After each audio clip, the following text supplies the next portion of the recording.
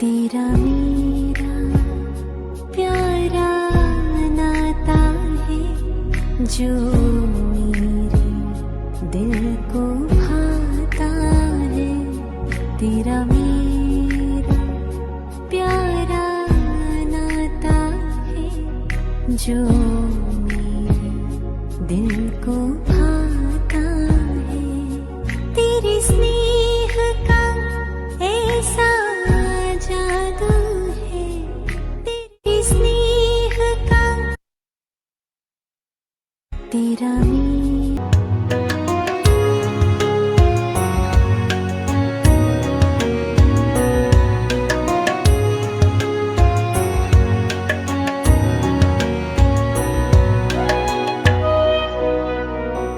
बाबा मेरी यादों को सीने में समा लेना।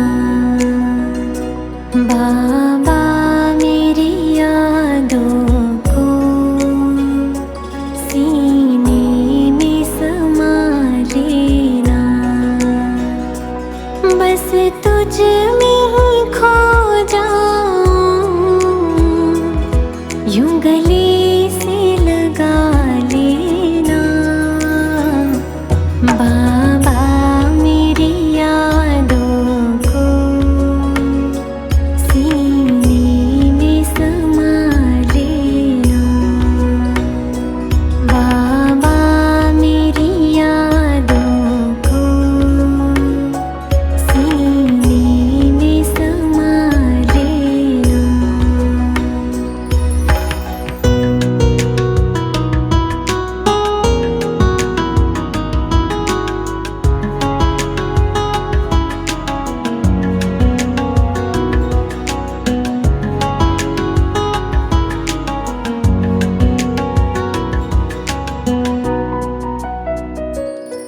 संसार से क्या हासिल, एक बाबा अपना है। संसार से क्या हासिल, एक बाबा अपना है। तेरा बन के ही रहना मेरे दिल का ये सपना है। जीवन के पग पग में मेरे संग तो सदा चलना। बाबा मेरी यादों को सीने में समा लेना। बाबा मेरी यादों को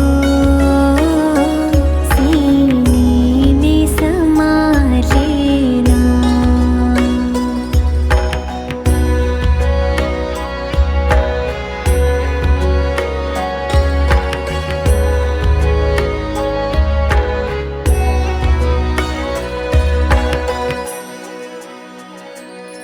हम आए शरण तेरी,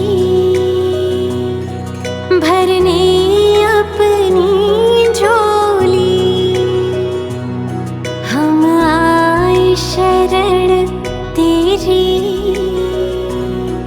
भरने अपनी झोली। जीवन मीठा करती तेरी दृष्टि और टोली। सबसे अनुपम अनुभव तुझे अपना बना लेना। बाबा मेरी यादों को सीने में समा लेना। बस तुझ में ही खो जाऊं, यूं गले से लगा लेना। बाबा मेरी यादों को सीने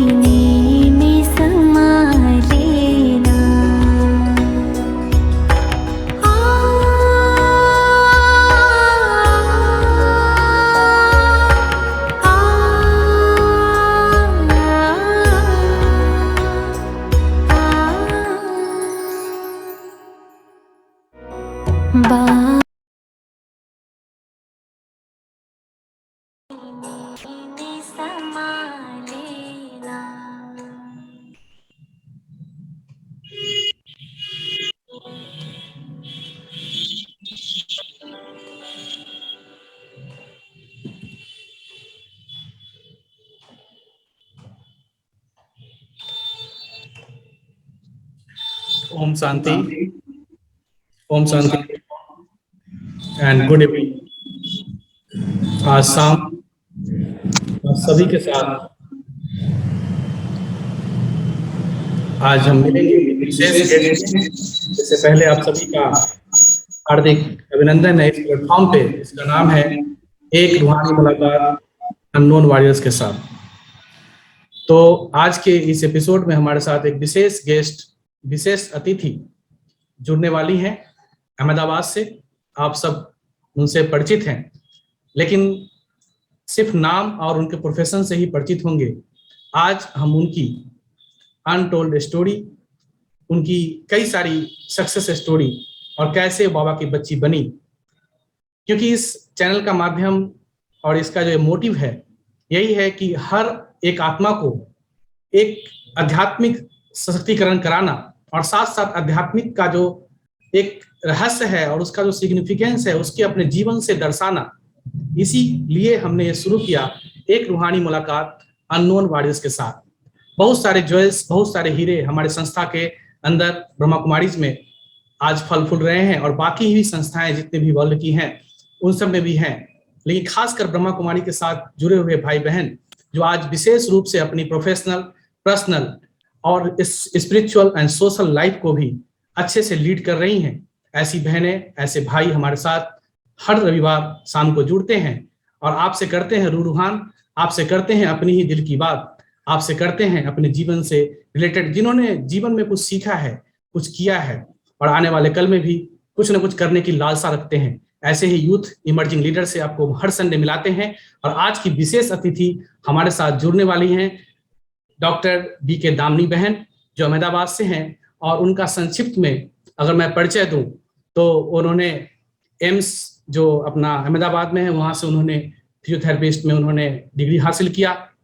बचपन से ही मन था और दिल था एक सिंगर बनने का, और सिंगर वो बने भी, लेकिन स्पिरिचुअल सिंगर बने। और आज बाबा के जो गाने हैं, अब बहुत प्यारे प्यारे गाने सुन, अभी आपने जो थोड़ी देर पहले गाना सुना वो डॉक्टर दामनी बहन का था और उन्होंने अपने मुख कमल से इसको लिखा और गाया भी है। तो ऐसे ही गाने और साथ साथ अपनी डॉक्टर प्रोफेशन को रहते हुए मैंने इनको कोरोना काल में बहुत सारी सेवाओं को करते देखा। साथ ही साथ ये JJRC Gujarat global retreat centre जो हमारा गुजरात और अहमदाबाद और गांधीनगर के बीच में बना हुआ है, जहाँ पे पहला मम्मा का मेडिटेशन रूम बनाया गया और वहाँ बहुत ही सुंदर कैंपस में ये रहती हैं। और साथ ही साथ वहाँ बहुत सारी कंपनियों में व्यस्तता के कारण मैं इनका प्रोग्राम बहुत समय से लेने की कोशिश कर रहा था, लेकिन अब समय अनुसार, ड्रामा अनुसार आज ये हमसे कांटेक्ट में आई और अभी आपको सुनाएंगी अपनी ही कहानी, अपनी जुबानी। तो दामनी बहन, आपका मैं हार्दिक स्वागत करता हूं इस मंच पे जिसका नाम है एक रूहानी मुलाकात अननोन वॉरियर्स के साथ। आपका हार्दिक अभिनंदन मुजफ्फरपुर ब्रह्मा कुमारी इस परिवार की तरफ से, आदरणीय राजयोगी रानी दीदी की तरफ से आपको हार्दिक वेलकम है इस प्लेटफॉर्म पे एक रूहानी मुलाकात में।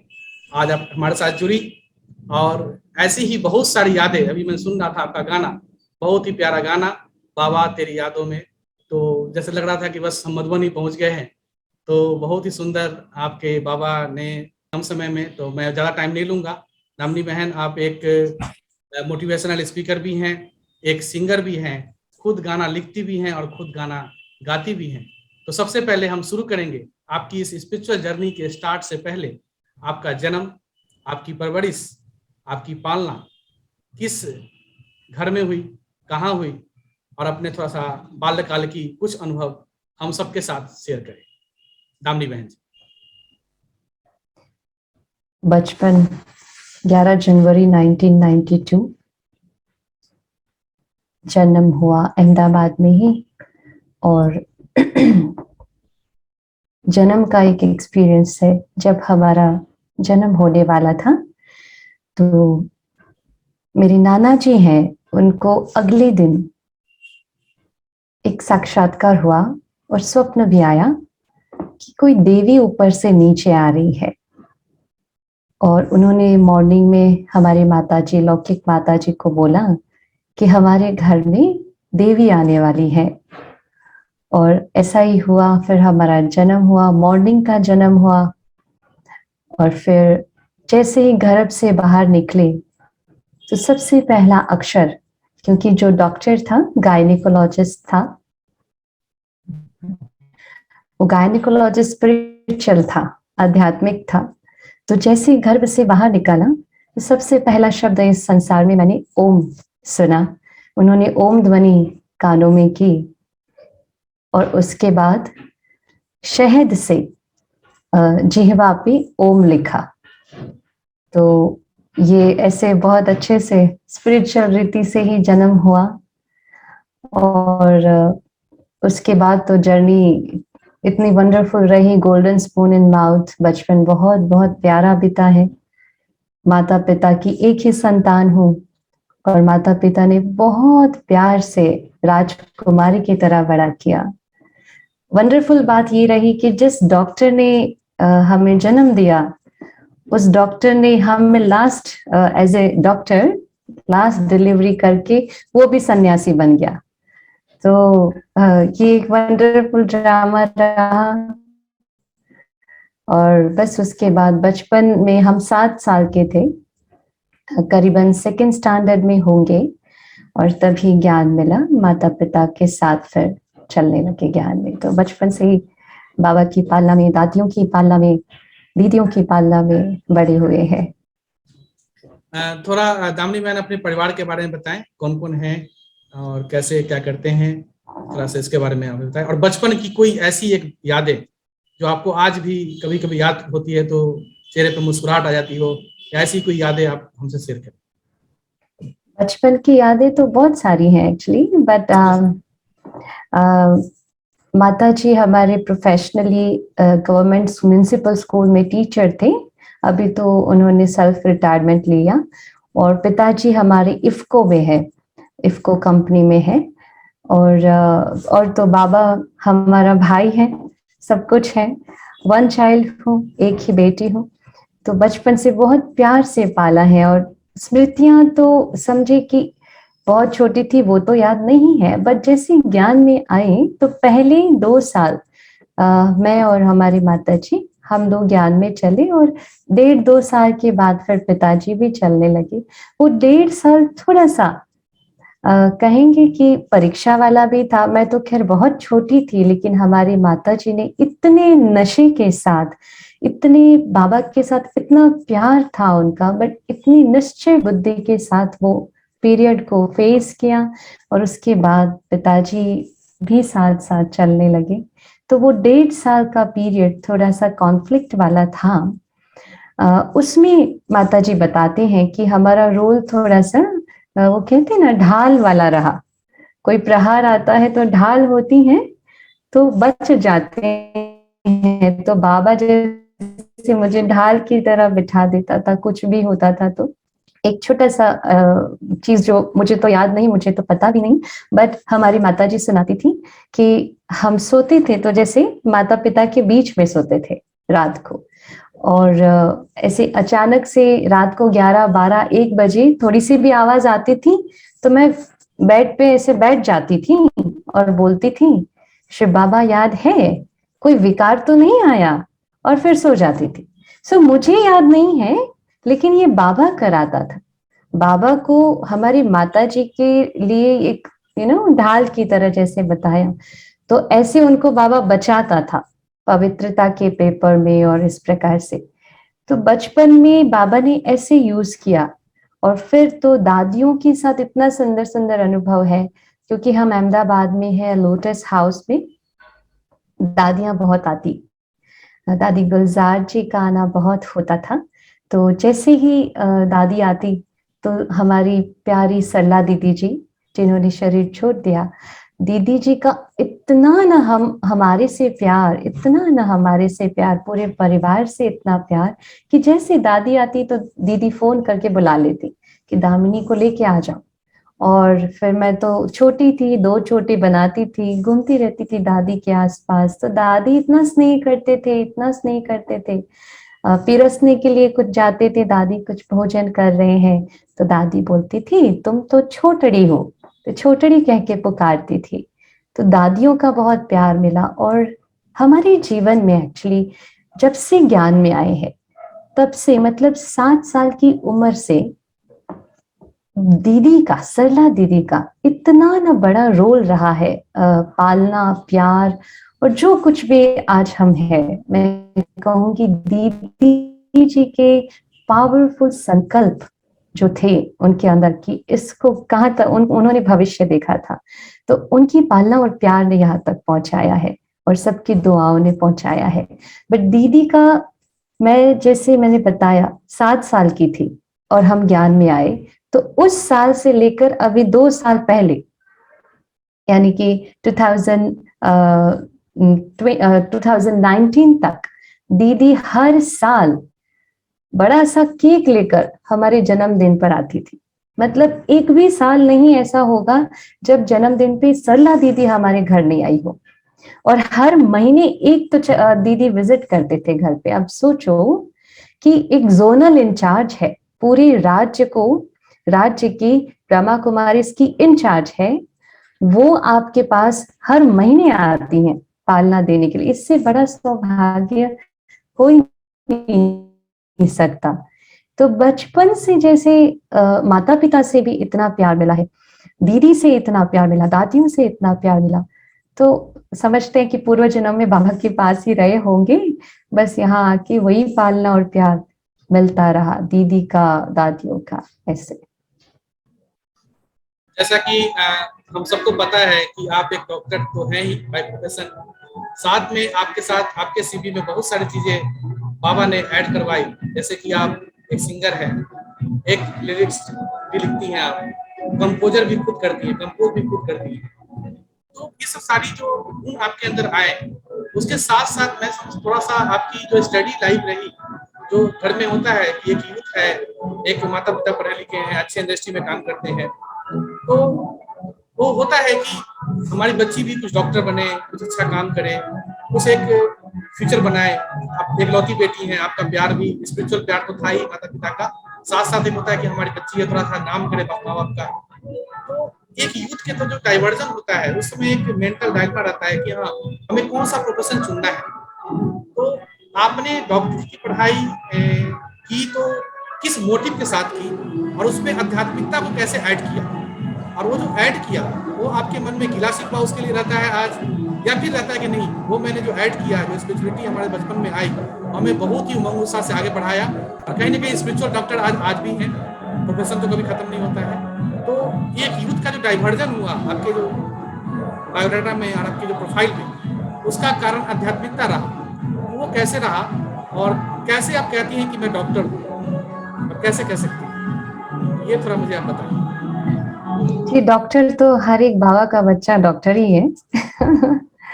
लेकिन हाँ जी, माता पिता का ये था कि आप बड़े हो तो एक इंडिपेंडेंट बनाने का ये था। कितना भी धन होगा, कुछ भी होगा माता पिता के साथ, लेकिन वो कब तक। और चलो मैं समझती हूँ कि उनका यही हमेशा मुझे डायरेक्शन रहा है जीवन में। वो हमेशा कहते थे कि आपके पास ऐसा शस्त्र होना चाहिए अपने पास कि कभी भी आपको फाइनेंशियली कोई प्रॉब्लम ना आए, या आपके मान सम्मान को कोई ठेस ना पहुंचे। इसलिए जो पढ़ाई, ये पढ़ाई ही आप सेवा में यूज करोगे। तो उनका ये जरूर था कि मैं अच्छे से अच्छी पढ़ाई पढूं, और बचपन से पढ़ाई में तो मैं थी ही अच्छी। और उसके बाद जैसे 12th कंप्लीट हुआ और साइंस था, बायोलॉजी था, तो हमें एमबीबीएस करना था एक्चुअली। और ड्रामा में ऐसा हुआ कि जहां हमें मिल रहा था एमबीबीएस में, वो बहुत डिस्टेंस में था, और माता पिता ये नहीं चाहते थे क्योंकि ज्ञानी भी थे ना, तो उनको ये था कि हमें उस संग का रंग वाली बात में जाना ही नहीं है, भले जो भी पढ़े उसमें नंबर बन जाए, बट हमारे नेत्रों के सामने रहे बच्चे। तो उसकी वजह से फिर हमने एमबीबीएस को फिर वहीं पे फुल स्टॉप लगाया, और मेरिट से फिजियोथेरापी का आया, तो फिर हमारे अहमदाबाद में एम्स कॉलेज है, वहां पे हमने एडमिशन हमें मिला, और फिजियो का शुरू हुआ। बचपन से गाने का शौक था, गीत गाने का बहुत शौक था। बच्चों के प्रोग्राम में हम जाते थे तो हर बार सिंगिंग कंपटीशन में पहला नंबर लेके आते थे, जो हमारे मधुबन में होते हैं बच्चों के प्रोग्राम्स हर साल। तो वो तो चलता रहता था, बट माता पिता को इतना वो नहीं था कि ये कुछ बनना चाहती हैं, सिंगिंग लाइन में जाना चाहती हैं या इसमें हो सकता है, ध्यान नहीं दिया। जैसे बच्चा गाता है ऐसे गाती रहती थी। और उसके बाद कॉलेज में जब मैं आई, तो कॉलेज जैसे गाते हैं, फ्रेशर्स पार्टी होती है कॉलेज में, हम जाते हैं तो पहले सारे जो फ्रेशर्स होते हैं ना उनको पार्टी देते हैं। तो उसमें ये होता है जो नए नए स्टूडेंट्स हैं उनको कहते हैं आप कुछ अपनी कला है या कुछ करना चाहते हैं, कुछ कहना चाहते हैं तो आप कीजिए। तो क्योंकि मुझे तो गाने का शौक था तो मैंने वहां पे गीत गाया। फर्स्ट ईयर, पहला वीक है, कभी कॉलेज का अनुभव नहीं है, और पहले वीक में जैसे कॉलेज में ये गीत की वजह से, आवाज की वजह से थोड़ा पॉपुलर हो गई। और उसके बाद हर कोई मुझे यही कहता था, आपको तो ना इंडस्ट्री में जाना चाहिए, आपकी आवाज इतनी अच्छी है, आप बॉलीवुड में ट्राई करो, आप वो रियलिटी शो में ट्राई करो। तो वो फिर तो संघ का प्रभाव धीरे धीरे, वो बाबा कहता है ना कि आने लगता है। तो कॉलेज तक, एक्चुअली बचपन से स्कूल तक तो मैं बहुत ही सिंपल, बहुत सिंपल, और जैसे हमारे लौकिक माता जी की आंख ऐसे घूमेंगी ऐसे मेरा काम होगा, कभी भी सामने ना बोलना, ना कभी कुछ, एकदम परफेक्ट जीवन, एकदम आदर्श जीवन था। कॉलेज में आने के बाद थोड़ा सा संघ का रंग लगा था, अच्छा लगने लगा, वो सब माहौल भी अच्छा लगने लगा, और वो सब जैसे प्रेज करते हैं आपको, वो मान देते हैं, तो थोड़ा सा, क्योंकि उस समय मैं अमृत वेला नहीं करती थी, कभी उठ गए ठीक है कर लिया, झुटका आ गया सो गए, ऐसा वाला था। मुरली करते थे रोज, सारी धारणाएं सब कुछ है, बाबा के घर में गीता पाठशाला चलती थी इतने सालों से, तो वो सब धारणाएं थी, बाहर का भोजन नहीं, सात्विक, बट एक कॉलेज के माहौल में आके थोड़ा सा रंग तो जरूर लगा। तो फिर कपड़े अच्छे अच्छे ना, वेस्टर्न पहनना, धीरे धीरे फिर उनके प्रभाव में आके हमारे समाज के कुछ लोग जो है म्यूजिक इंडस्ट्री से जुड़े हुए हैं, उनका ये था कि आप कॉन्सर्ट करना शुरू करो। तो धीरे धीरे पब्लिक कॉन्सर्ट्स करना शुरू किया, जो बॉलीवुड नाइट्स होती हैं। कभी शादी वगैरह ऐसे लो लेवल के प्रोग्राम कभी किए ही नहीं, क्योंकि वो तो हमें अच्छा नहीं लगता था और ना माता पिता को अच्छा लगता था। बट ऐसे बड़े बड़े जो हॉल में कॉन्सर्ट्स होते हैं, ऐसे कॉन्सर्ट्स करना धीरे धीरे शुरू किया। तो फेम मिलती गई धीरे धीरे, हर हर जगह नाम होता गया, तो ये तो और अच्छा लगता गया। बाबा कहते हैं चकाचांद है बाहर की दुनिया, जब आपको ऐसे उठाती है सब आपको स्टेज पे, तो वो अच्छा लगने लगा था।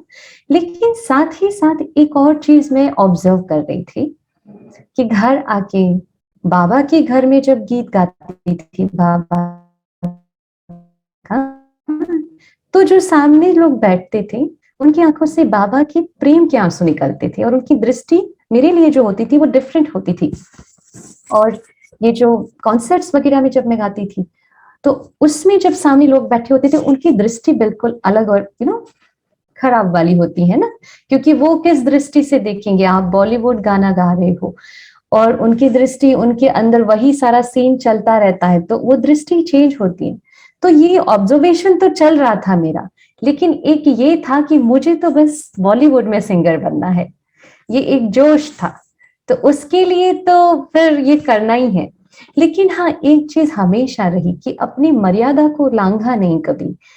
आज तक का, आफ्टर बिकमिंग ब्रह्मा कुमारी भी, हर प्रोग्राम हो, चाहे नॉन बीके हो, बीके स्टेज प्रोग्राम में, उस समय तो कॉलेज में थी, बट माता पिता को लिए बिना कहीं नहीं जाती थी, और वो भी मुझे लेके बहुत प्रोटेक्टिव पहले से रहे हैं, तो उनको लेके ही हमेशा चली हूँ। उनका ये था कि आग के पास अगर बच्चा जा भी रहा है तो उनके साथ रहो, ताकि जैसे आग के पास जाता है तुरंत उसका हाथ खींच सके। तो ये हमेशा रहा, उनका प्रोटेक्शन मुझे हमेशा मिलता रहा। और बाबा तो, दिल से तो प्यार था ही बाबा से, पर धीरे धीरे ये ऑब्जर्वेशन मन में खटकता था, जब बैक स्टेज आते थे, ये जब सब देखते थे बाहर की दुनिया वाले कैसे बात करते हैं, कितनी गंदी बातें होती हैं, और इंडस्ट्री का तो आजकल सबको पता है कि क्या क्या चीजें होती हैं, कितना लोग कॉम्प्रोमाइज करते हैं। लेकिन ज्यादा मैं उसमें आगे गई नहीं, क्योंकि बाबा का कुछ और ही ड्रामा में मुझे फिट करना था। तो हम एक बारी गए थे कुर्ग तरफ, लक्ष्मी दीदी जी जो है हमारी आदरणीय लक्ष्मी दीदी जी के सेंटर पे, उनके कनेक्शंस के सेंटर पे आर्ट एंड कल्चर विंग का एक टूर था, और उसमें हम और हमारा परिवार भी गया था। तो उस समय चंद्रपुर के जो इंचार्ज, सेंटर इंचार्ज है आदरणीय कुसुम दीदी जी, उनको मैंने ऐसी हंसी मजाक में, हमारी बातें हो रही थी और मैंने कहा दीदी आप हमारे पास भी तो आइए, अहमदाबाद मधुबन जाते समय बीच में ही आता है, तो आप प्लीज हमारे वहां कदम रखिए, हमारा जो बाबा का सेवा स्थान है। तो दीदी ने ऐसे हंसते हंसते कहा, दीदी को तो पता था कि ये कितना बाहर की कॉन्सर्ट्स भी करती हैं और ऐसे, तो दीदी ने कहा आप वो छोड़ दो तो मैं आऊंगी। ऐसे हंसते हंसते बहुत लाइटली कहा था, ऐसा नहीं था कि वो ऐसे सीरियस होके कह रही हैं। लेकिन मैंने उस बात को बहुत सीरियस लिया, क्योंकि ऑलरेडी अंदर ट्रिगर हुआ था वो पॉइंट कि पता नहीं ये दुनिया अच्छी नहीं है, ये अच्छा नहीं लग रहा है मुझे, लेकिन सिंगर बनना था, तो उसको जबरदस्ती मैं अपने आप को उसमें फिट कर रही थी। और मैंने दीदी को आंसर दिया, दीदी जी ठीक है, आप बस आ जाओ, मैं नहीं करूंगी बाहर की कोई कॉन्सर्ट्स, मतलब बॉलीवुड वाला जो और बाहर की दुनिया को एंटरटेन करने वाला कोई कॉन्सर्ट नहीं करूंगी। तो ऐसे बोल दिया। अब बचपन से ये स्वभाव था कि अगर कुछ बोल दिया तो उस कमिटमेंट को पूरा करना है। बोलने के बाद थोड़ा संकल्प जरूर चला, ये मैंने क्या कह दिया, क्योंकि उसमें तो कितना मान शान, कितना धन, क्या कुछ मिलता है। 2 घंटे गा लो, बस 1 घंटा गा लिया, 30-40 हजार पेमेंट होती है। बड़े बड़े कॉन्सर्ट्स की बात है, वो शादियों वाले में तो हम जाते ही नहीं। तो इतना चकाचौंध वाली, ग्लैमरस वाली दुनिया को छोड़ के फिर बाबा की संपूर्ण रीति से शिफ्ट होना, चल तो रहा ही था ये युद्ध अंदर, बट जैसे ही ये बोल दिया तो फिर मुझे लगा कि बाबा ने बुलाया है, बाबा का इशारा है और बाबा कुछ ऐसा चाहता है। मन में दृढ़ कर लिया उस दिन से, आज के बाद इस मुख से अगर कुछ निकलेगा तो बाबा के लिए निकलेगा, नहीं तो नहीं निकलेगा। और उसके बाद फिर लगातार बाबा के गीत गाना शुरू किया, बाहर का बिल्कुल छोड़ ही दिया। एंड यू नो वंडरफुल, जैसे वो छोड़ा ना तो माया तो अपने ग्राहकों को छोड़ती नहीं है, माया नहीं छोड़, और जोर से आती है। तो फिर तो ऐसी ऐसी ऑफर्स आने लगी विदेश से, और इंडस्ट्री से ऑफर आई कि हम आपको सीरियल का टाइटल सॉन्ग गवाना चाहते हैं। लेकिन एक यही था, बाबा के लिए प्रेम इतना इतना निश्चय था कि शायद ये बाबा का ही कुछ है कमाल, मैं मेरे मुख से निकला है और बाबा भी यही चाहता है, निमित्त दीदी बनी है। और तो फिर उस चीज पे डटे रहे कि नो मीन्स नो, इस मुख से अब गीत निकलेगा सिर्फ और सिर्फ सेवा के लिए निकलेगा, अदरवाइज नहीं निकलेगा। तो ऐसे हमारी फिर स्पिरिचुअल जर्नी शुरू हुई, क्योंकि ज्ञान तो भरा ही था ना अंदर में, तो सही और गलत का पता तो था ही था, बट वो एक पैशन था और एक लक्ष्य था, मुझे बनना है। जबकि मैं संगीत सीखी नहीं हूँ, बचपन से कभी सीखा ही नहीं, कैसे सिखाते हैं, क्या होता है क्लास, पता ही नहीं है, लेकिन बस बनना था। कैसे, मेडिकल स्टडी में तो हम जा ही नहीं सकते, इतना पढ़ाई करना होता है, तो ऐसे तो कोई ट्यूशन म्यूजिकल क्लास करना तो दूर की बात है। तो वो सब चीजें तो हम कर ही नहीं पाए, कभी सीख ही नहीं पाए। लेकिन जैसे ही डिसाइड किया कि बाबा के लिए गाऊंगी, नहीं तो नहीं गाऊंगी, तब से जैसे बाबा ने और इस कला को इतना निखार के बाहर लाया, इतना निखारा है कि मैं सोच ही नहीं, मेरी ताकत ही नहीं, बाबा कहते हैं ना, करण करावन हार करा रहा है। तो ऐसे फिर पार्ट वो शुरू हुआ, गीतों का भी बहुत अच्छे से पार्ट शुरू हुआ, क्योंकि वो डाइवर्ट पूरा 100% बाबा की सेवा में हो गया। बहुत बहुत धन्यवाद दामिनी बहन, बहुत ही सिंपल और सरल तरीके से आप बता रही हैं। हमारे साथ सब तो जानते ही होंगे, हमारे साथ दामिनी बहन है, अहमदाबाद से जुड़ी हुई हैं, और दामिनी बहन एक बाय प्रोफेशन डॉक्टर हैं। और आप सभी जानते हैं, आप सभी रोज जब यूट्यूब खोलते होंगे तो जो बाबा का एक गाना, तो 10 गाने में से एक गाना दामिनी बहन का मिलता ही होगा। तो दामिनी बहन को सब जानते हैं, लेकिन दामिनी बहन से मैं ये पूछना चाहूंगा कि दामिनी बहन as a youth emerging leaders, पिछले 4-5 सालों से आप इस प्रोफेशन में हैं और आपने बाबा के लिए गाना शुरू किया, लेकिन जहां तक मुझे पता है कि यज्ञ की हिस्ट्री में पहली बार ऐसा हुआ जब आप बाप दादा के सामने गाना गाई, वो क्या था?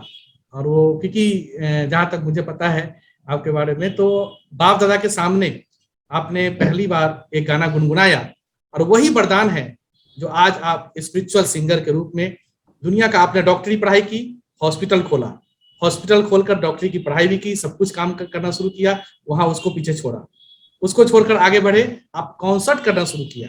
कॉन्सर्ट करने के बाद आपको सब कुछ मिला, नेम मिला, फेम मिला, पैसा मिला, जो कुछ भी चाहिए था सब कुछ मिला, लेकिन कहीं ना कहीं एक खालीपन सा था, कहीं ना कहीं एक जो बाहर की जो दृष्टिकोण है, लोगों को देखने का तरीका, सेलिब्रिटी को किस तरह से आपको लोग देखते हैं, किस तरह से आपको ट्रीट करते हैं, उन सबको शायद आपको भाया नहीं, तो आपने उस रास्ता को छोड़ा।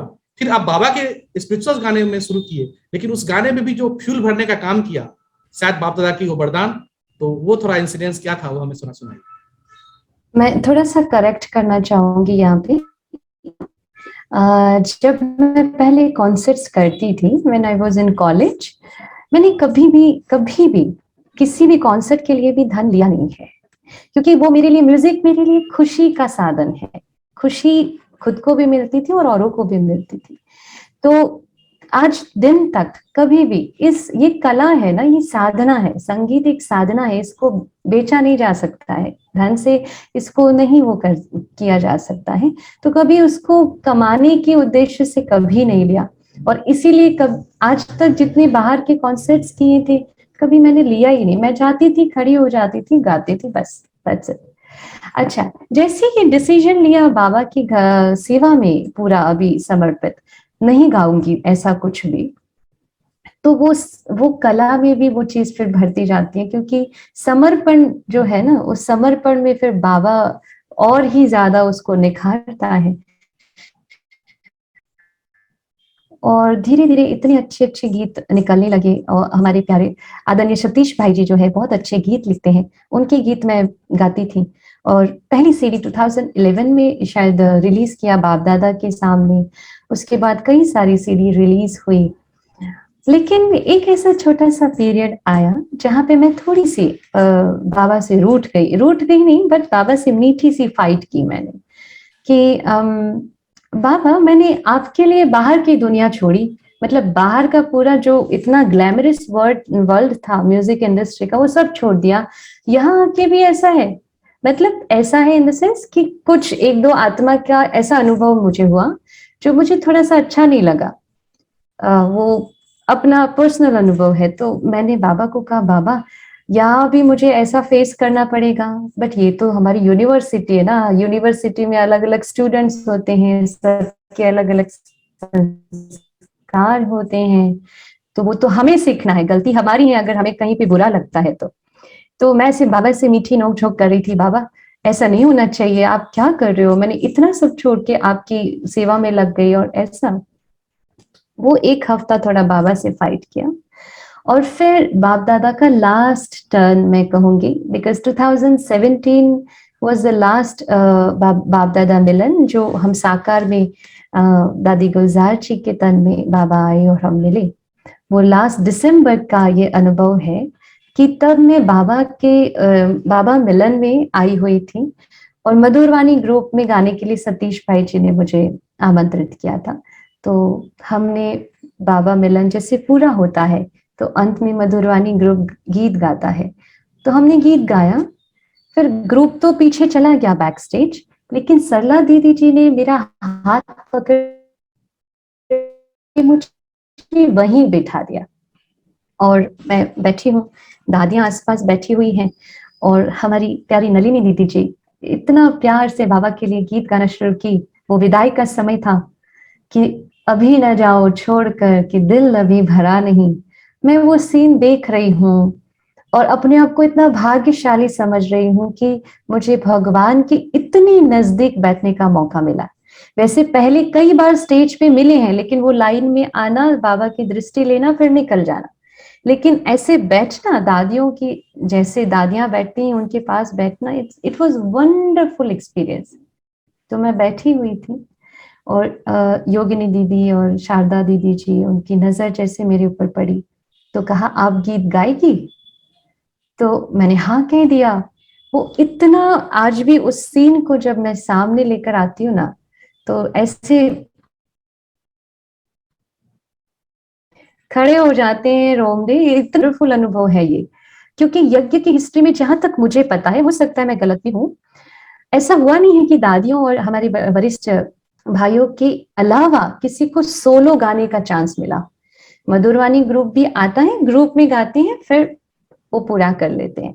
लेकिन बड़ी दीदी और दादियों के अलावा ऐसे कभी किसी को चांस, जब से मैं ज्ञान में हूं, मैंने देखा नहीं।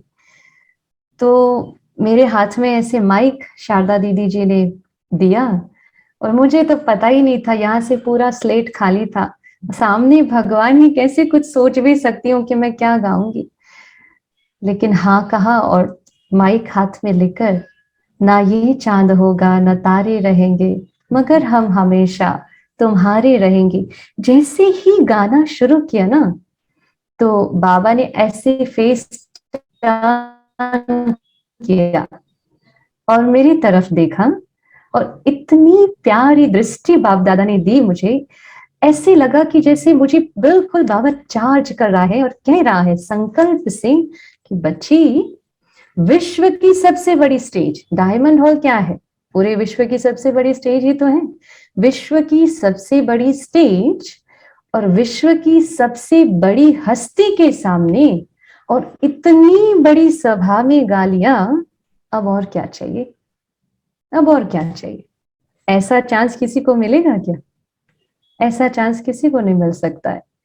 तो जैसे बाबा मुझे ऐसे प्यार से दृष्टि भी दे रहा है और इशारों में जैसे ऐसा कह रहा है, ऐसा मैं अनुभव कर रही थी। और जो आवाज में कंपन थी ना, सब हॉल में ऐसे देख रहे थे, ये कौन सी नई आवाज, बाबा मिलन विदाई के समय कौन सी नई आवाज ये आ रही है। तो वो बहुत सुंदर अनुभव है, बहुत सुंदर। और तब से जैसे मैं भरपूर हो गई, संतुष्ट हो गई।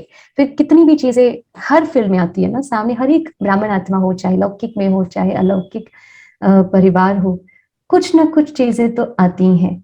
लेकिन इतना कंटेंटेड अनुभव होता है, क्योंकि ये होता है, अब मैं तो बाबा के सामने गा ली हूँ, पूरी सृष्टि में सबसे ज्यादा लकी तो मैं हूँ।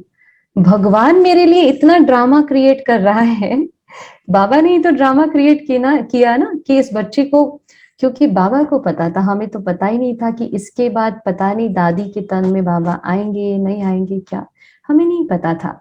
बाबा को पता था कि इस बच्चे से क्या सेवा करानी है और इसकी दुविधा को यहाँ पे क्लियर करना है। इसलिए उस 2 मिनट का जो समय था, मैं जब भी आज भी जीवन में कुछ ऐसी चीजें आती है ना, वो वीडियो निकाल देखती हूँ और वो देखती इतनी खुश आ जाती हूँ कि अरे मैं किस चीज को लेकर दुखी हो रही हूँ। भगवान ने स्पेशल मेरे लिए ये ड्रामा रचा, मतलब सृष्टि का जो चक्कर है उसमें स्पेशल 2 मिनट मेरे लिए निकाला। तो ये वंडरफुल था एक्सपीरियंस। और उसके बाद जो एक ट्रांसफॉर्मेशन आया अपने जीवन के प्रति, हर एक के साथ व्यवहार और परिस्थितियों को देखने का नजरिया, क्योंकि भगवान की शक्ति भरी है ना, तो भगवान की शक्ति फिर काम करना शुरू की।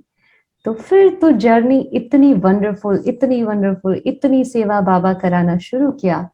क्योंकि एक चीज था, समर्पण भाव पहले से था, लेकिन एक होता है ना, जैसे बाबा के साथ इतना प्यार था तो मैं बाबा के साथ ऐसे प्यार भरी फाइट भी करती थी। आज भी कुछ होता है तो बाबा के पास चली जाती हूँ, बाबा के कमरे में बाबा को सब कुछ सुनाती हूँ, फिर बाबा को अधिकार से कहती हूँ, बाबा ऐसा है ना, आपको ऐसा करना है, देख लो आपसे शादी की है।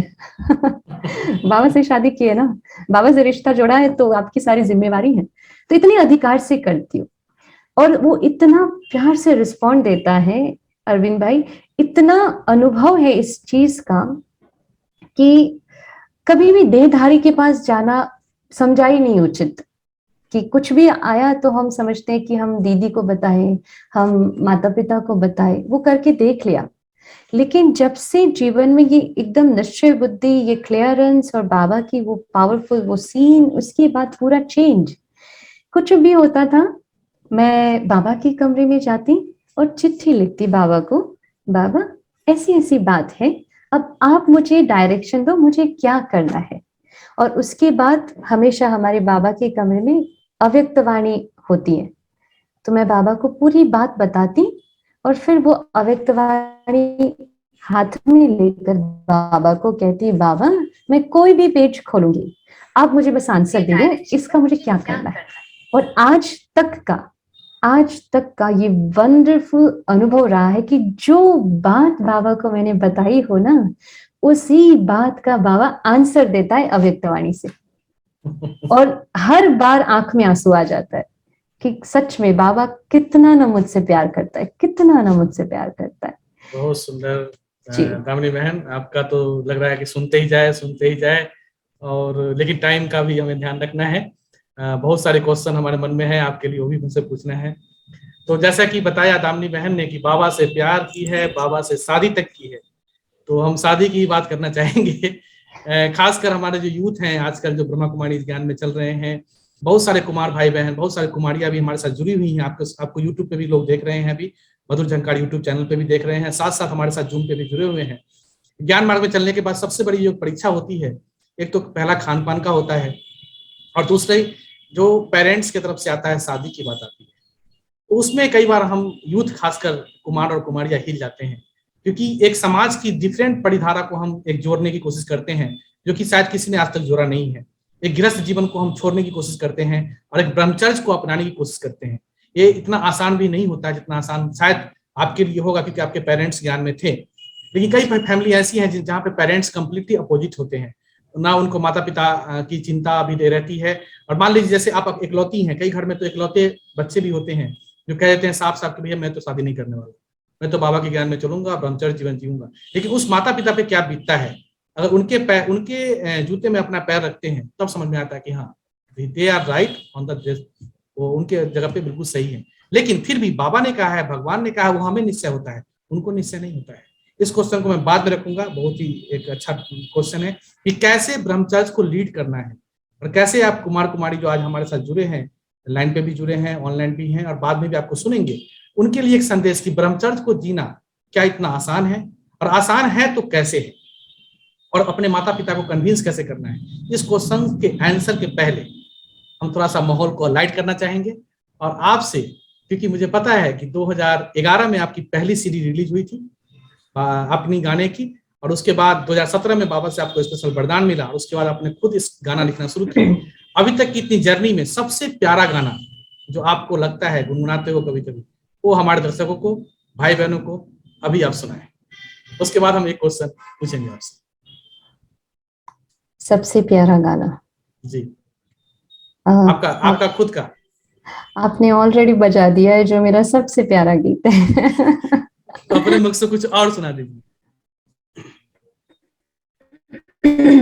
जी, क्योंकि बाबा से बहुत प्यार है, और अभी अभी 1 साल हुआ शायद गीत रिलीज हुआ है, तेरे प्यार की कोई सीमा नहीं। तो उसी गीत की कुछ 2-4 लाइन आपके लिए। तेरे प्यार की कोई सीमा नहीं, तेरे प्यार की कोई सीमा नहीं, मेरे प्यारे बाबा तुम बिन जीना नहीं, तेरे प्यार की कोई सीमा नहीं। शुक्रिया जी। Thank you so much Damini बहन, आपने 2 गाने ही लाइन के गुनगुनाए, लेकिन बहुत ही सुंदर। और जो हमारा क्वेश्चन था कि ब्रह्मचर्य को लीड करना खासकर यूथ के लिए कितना डिफिकल्ट है और कितना इजी है, और उसको हम कैसे लीड करें, कि ब्रह्मा कुमार होते हुए, एक ब्रह्मा कुमारी होते हुए अपने पेरेंट को कैसे कन्विंस करे, अपनी धारणाओं से कैसे उनका मन को लुभाए या फिर उसको उनको कन्विंस करे। तो इस बात को थोड़ा हमें स्पष्ट करें, क्योंकि इसमें बहुत सारे चैलेंजेस हमारे भारत भर में, खासकर भारत में, विदेशों में तो उतनी चैलेंजेस नहीं आती हैं क्योंकि वहाँ इंडिपेंडेंट लाइफ है। खासकर भारत में हम एक सामाजिक परिवेश से जुड़े रहते हैं, एक बंधन होता है, एक रिलेशनशिप का बंधन होता है, खासकर पैटर्नल अंकल और मैटरनल अंकल दोनों की तरफ से बहुत ज्यादा फाउंडेशन होता है। तो कैसे इसको हम इससे पार हुए, या फिर युक्ति आप कुछ बता सकती हैं तो बताएं, खासकर यूथ को। देखिए, हर यूथ के जीवन में एक ऐसा समय आता है जहाँ पे डिसीजन लेना होता है, और हमारे जीवन में भी खैर ये समय आया था। कुमारी रहने का लक्ष्य, जितने भी भाई बहन हैं चाहे तो अपना वीडियो ऑन कर सकते हैं, मैंने एक्सेस दे दिया है, तो थोड़ा दामिनी बहन भी देखेंगे आप सबका चेहरा खिला हुआ तो अच्छा लगेगा। तो आप सब अपना अपना वीडियो ऑन कर सकते हैं, माइक भले म्यूट रखें। हमारे साथ जुड़ी है दामिनी बहन अहमदाबाद से, डायरेक्ट आपके साथ पहली बार लाइव, बहुत ही रिक्वेस्ट करने पे बहन जी जुड़ी हैं। तो आज हम सुन रहे हैं उनकी ही लाइफ हिस्ट्री, उनकी ही कहानी, उनकी ही जुबानी इस अननोन वॉरियर्स की एपिसोड में। अपने अपने वीडियो को ऑन कीजिए और दामिनी बहन को लाइव सुनने का मौका आप सबके साथ। जी दामिनी बहन। तो जैसे आपने कहा ना कि एक समय होता है, कैसे पहले तो अपने अंदर ये डिसीजन लेना कि हम ऐसे रहें ना रहें। तो एक समय ये होता है, क्योंकि जब आप कौन से माहौल में हो, कैसे रह रहे हो, कौन सा आपका संग है। तो मेरे जीवन में भी ये चीज आई। ये लक्ष्य था कि कुमारी जीवन जीना है, बाबा की हर धारणा में रहना है। ये लक्ष्य हम हमेशा से था, बचपन से था। शादी नहीं करना ये तो पहले से ही था, लेकिन ऐसा नहीं था कि मैं प्रभावित नहीं हुई। कॉलेज में मैं भी प्रभाव में आई, क्योंकि हमारे पिताजी मस्कत में गए, तो यहाँ से इफ कंपनी ने मस्कत भेजा उनको, वहाँ ओमिफ को था, और उसकी वजह से हमारी माताजी बीच बीच में वहां जाती रहती थी। और सरला दीदी ने हमारे पास, सरिंदर दीदी सेंटर की दीदी हमारे घर पे रखे मेरी पालना के लिए स्पेशल। तो उस समय थोड़ा सा ये रहता है कि पेरेंटल टच नहीं था, और कहेंगे कि कंटिन्यूटी में वो टच रहा जो बाहर का टच था। तो वो कहते हैं ना, जहाँ पे प्यार होता है आत्मा वहां थोड़ा सा ढलती है। तो फ्रेंड सर्कल, वैसे मेरा कोई फ्रेंड्स का ग्रुप कभी रहा ही नहीं, कभी ऐसे ग्रुप में कहीं घूमना कभी जीवन में नहीं रहा। बट ये था कि जहां पर कोई प्यार से बुलाए तो वो प्यार प्रभावित जरूर करता था। लेकिन प्यार जब परमात्मा का आप चख लो, तब ये प्यार इतना फीका लगता है, क्योंकि देहधारी के प्यार की एक हद आ जाती है। उसके बाद वो भी आपको प्यार नहीं दे पाएंगे, उनकी एक्सपेक्टेशंस होती है कि आप उनको दो, और दोनों खाली हैं, कौन किसको देगा। उसको भी चाहिए, आपको भी चाहिए, किसको देगा, है ना। और शरीर से प्यार तो वो तो कितना साल टिकेगा, 1 साल 2 साल 3 साल ज्यादा से ज्यादा, है ना। तो ये चीज अनुभव से होती है, और वो अनुभव हुआ है कि चाहे वो बहन है चाहे भाई है, जो भी आपके सर्कल में है, वो आपको एक हद तक आपको कंफर्ट फील करा सकता है, प्यार दे सकता है। उससे ज्यादा फिर वो तो भगवान ही है जो प्यार का सागर है। तो भगवान की प्रेम को जिसने चखा है ना, वो दृढ़ता से निश्चय कर लेगा कि मुझे इसमें नहीं जाना है। और जब मैंने बाबा के प्यार को जब चखा, वो अनुभव हुआ कि बाबा मेरे लिए इतना कुछ कर रहा है जो देहधारी नहीं कर सकते। कहां से उठा के कहां बिठा दिया, हमारी ना औकात ना हमारी ताकत, और वो क्या कुछ करा रहा है और इतना प्यार लुटा रहा है, तो फिर वो तो क्या चीज है। तो हमारा ये निश्चय जब संपूर्ण रीति से बाबा के ऊपर हो जाता है, तो हम एक डिसाइड कर लेते कि हमें जीवन में यही जीवन ब्रह्मचर्य या पवित्रता से चलना है। फिर बात आती है कि पेरेंट्स की। अब मेरे जीवन में तो क्या था कि पेरेंट्स तो ज्ञान में थे ही थे, तो ये सवाल नहीं था कि वो मुझे कोई पुश करे या ऐसा कुछ करे। पर कभी उन्होंने ऐसा नहीं कहा कि आप ब्रह्मा कुमारी बन जाओ। उन्होंने कभी नहीं कहा कि आपको शादी नहीं करनी है। वो तो कहते थे आप जो चाहते हैं वो हम करेंगे, खुशी खुशी करेंगे। और एक वंडरफुल बात बताऊं, हमारी सरला दीदी जी, मैं तो कॉलेज में थी, वो देखती थी तो ऐसे ही मेरे को कहती थी, दामिनी चिंता नहीं करना, अगर आपको शादी करनी होगी तो दीदी कराएगी आपको शादी। ऐसा कोई बोलेगा, आप बताओ। उनको पता था ना कि इसको क्या बनना है, बाबा ने उनको विजन दिखा दिया था पहले से। लेकिन शायद वो मेरी परीक्षा भी होगी या फिर वो जानना चाहती होगी कि क्या मैं आंसर देती हूँ। तो मैं हमेशा कहती थी नहीं दीदी, मैं तो ऐसे ही रहूंगी, हाँ मैं साड़ी नहीं पहनूंगी, मुझे वो थोड़ा विधवा जैसा फीलिंग आता है, ऐसा बोलती थी मैं तब। छोटी थी ना, तो इतना बहनों को देखना अच्छा लगता था। लेकिन खेलना कूदना और आर्टिस्ट थी, तो ये चीज रहती थी, मैं सूट सलवार कमीज वाइट पहनूंगी, साड़ी नहीं पहनूंगी। तो ये चीज रहती थी। बट दीदी ने कभी फोर्स नहीं किया, ना कभी माता पिता ने किया, सारा चीज अपने आप बाबा ने कराया, इतना युक्ति से कराया कि वो कहते ना छोड़ना पड़ा। मेरे जीवन में कभी कुछ छोड़ना नहीं पड़ा मुझे, अपने आप छूटा है, हर चीज अपने आप छूटी है। तो पेरेंट्स की तरफ से तो कभी नहीं आया। लेकिन जैसे बुआ का परिवार है या लौकिक परिवार जो ज्ञान में नहीं चलते, तो हर बार आके ट्रिगर करते हैं।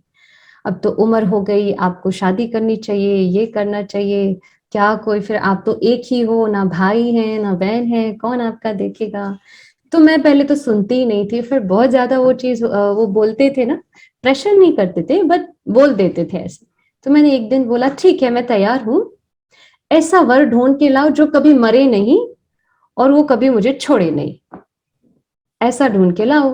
क्योंकि क्या पता शादी हुई और दूसरे ही साल कुछ एक्सीडेंट में मर गया तो क्या करेंगे। मुझे वर चाहिए जो कभी मर ही ना सके। तो वो चुप हो गए, वो बोले ऐसा तो हो ही नहीं सकता। मैंने कहा हो सकता है, आपको नहीं पता है, और मैं उससे करने जा रही हूँ शादी, आपको आना है तो आओ, नहीं आना है तो कोई नहीं। फिर तब से वो फुल स्टॉप हो गया। बट जो लोग के ऊपर बहुत ज्यादा प्रेशर आता है आजकल, जो आपने कहा, मैं समझती हूँ जिसके अंदर 1% भी इधर उधर नहीं होना चाहिए, लेकिन 100% बाबा पे भरोसा है ना, बाबा उसके रास्ते अपने आप खोल देता है। उसके सामने वो चीज कुछ भी नहीं है, बाबा उसका रास्ता अपने आप खोल देता है। और वो इतना खुशी में उड़ता है ना। हमारी दादियों का ही देख लो ना, दादियों के अनुभव देखो, कैसे बाबा ने उनको अपने पास बिठा दिया, बुला लिया। कभी ऐसे बोलना, कभी दादियों ने कहा कि मुझे सहन करना पड़ा है, कभी दादियों के मुख से सहन करना पड़ा वाली बात सुनी है आपने? कभी नहीं। क्योंकि सहन करना तो शक्ति को बढ़ाता है। अगर कुछ चीज आती है ऐसी, तो तो हमारी शक्ति को और ज्यादा बढ़ाता है, उसमें दुख नहीं होता। तो कई लोग कहते हैं ना, आपको क्या पता बहन जी हम कितना सहन करते हैं घर में, दुखी होके कहते हैं। मैं समझती हूँ वो सहन नहीं कर रहे हो आप, क्योंकि सहन करने से तो शक्ति और खुशी बढ़ती है ना, दुखी नहीं होते हैं। तो जो जो ऐसे यूथ हैं, मैं समझती हूँ अपने आप को 100% समर्पित करो बाबा के ऊपर। कहीं परसेंटेज में भी अगर कहीं और धागे जुड़े हुए हैं ना, तो वो मदद नहीं मिलेगी और ना वो खुशी रहेगी, और दुख होगा कि पता नहीं क्या होगा। क्या का क्वेश्चन ही नहीं उठना चाहिए, क्वेश्चन ही नहीं आता है। ऑलमाइटी अथॉरिटी जिससे हम जुड़ रहे हैं, जिसके साथ हम सगाई कर रहे हैं, वो भगवान है। और फिर अगर आप प्रश्न पूछो कि हम क्या करें, तो फिर उसको कोई नहीं समझा सकता है। तो 100% सरेंडर भाव, 100% निश्चय बुद्धि और प्यार, उसके रास्ते खुल जाएंगे। भक्ति में देखें, मीरा की जहर के प्याले को अमृत बना दिया था। भक्ति में हो सकता है, ज्ञान मार्ग तो क्या है जी, एक स्टेप ऊपर है। तो ये क्वेश्चन ही नहीं आना चाहिए कि क्या होगा, हम कैसे इसको। पेरेंट्स के सामने कभी भी सामने नहीं बोलना, क्योंकि वो हमारे जन्मदाता है, और वो कहीं ना कहीं वो अपनी रीति से अपनी जगह राइट है, क्योंकि उनको ज्ञान क्लियर नहीं है बुद्धि में। तो उनको पता नहीं है कि ये जो करने जा रहा है या जा रही है, ये जो सोच रहा है वो कितनी ऊंची बात है। लेकिन कोई भी माता पिता होते हैं ना, वो अपने बच्चों का अहित नहीं चाहते। तो उनकी भावनाओं को समझकर शुभ भावना देते रहो, और बस उनको भी बाबा के सामने इमर्ज करके सब कुछ सरल होता जा रहा है, सब कुछ सरल होता जा रहा है, विजन देखते रहो, वो ठीक करेगा। उनकी बुद्धि फिर जाएगी, उनकी बुद्धि फिरेगी और इजी हो जाएगा। माता पिता को कभी हर्ट नहीं करना, दुखी नहीं करना चाहिए। कई लोग होते हैं ना, जोश में आ जाते हैं और माँ बाप को ऐसे कुछ हर्ट कर देते हैं। ऐसे भी हमें नहीं करना है, उनकी दुआ से आगे बढ़ना है, बस दुआ से नहीं। दुआ से आगे बढ़ेंगे तो एकदम उड़ेंगे। इसलिए उनको विश्वास में लेकर उनकी हर बात को सुनते हुए बाबा के सामने जाकर बैठ जाओ, बाबा ये सुनाया है, आप देख लेना, वो रास्ता करेगा और करता ही है, ये अनुभव है, वो करेगा। बहुत सुंदर आपने आंसर दिया और मैं समझता हूँ बहुत ही प्रैक्टिकल आंसर आपने दिया है। ये हम सब जो बाबा के बच्चे, जो कुमार और कुमारियां आज सालों से ज्ञान में चल रहे हैं, मैं भी लगभग 20 साल से ज्ञान में चल रहा हूँ और हमारे घर में कोई भी ज्ञान में नहीं, लेकिन एक अडिग विश्वास, परमात्मा के प्रति प्यार, एक पागलपन प्यार, वो प्यार नहीं, सिंपल वाला प्यार नहीं, वो एक पागलपन होना चाहिए कि हाँ वो हमारा भगवान साथी है।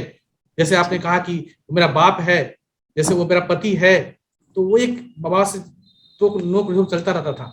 तो ऐसी मैंने भी बहुत मतलब खासकर दिल्ली जैसे महानगर में रहकर पढ़ना, पढ़ाई करना और अपनी जॉब भी करना, बहुत सारे चैलेंज, एक गृहस्थ परिवार से, छोटे से मिडिल क्लास फैमिली से निकल के जाना, किसी भी मेट्रो सिटी में पढ़ाई करना, तो बहुत चैलेंजिंग रहता है। लेकिन बाबा से मुझे एक नशा वाला प्यार था ना, वो गजब का था, अभी भी है और आगे भी रहेगा। उसी ने मुझे इस जीवन को लीड करने में हेल्प किया।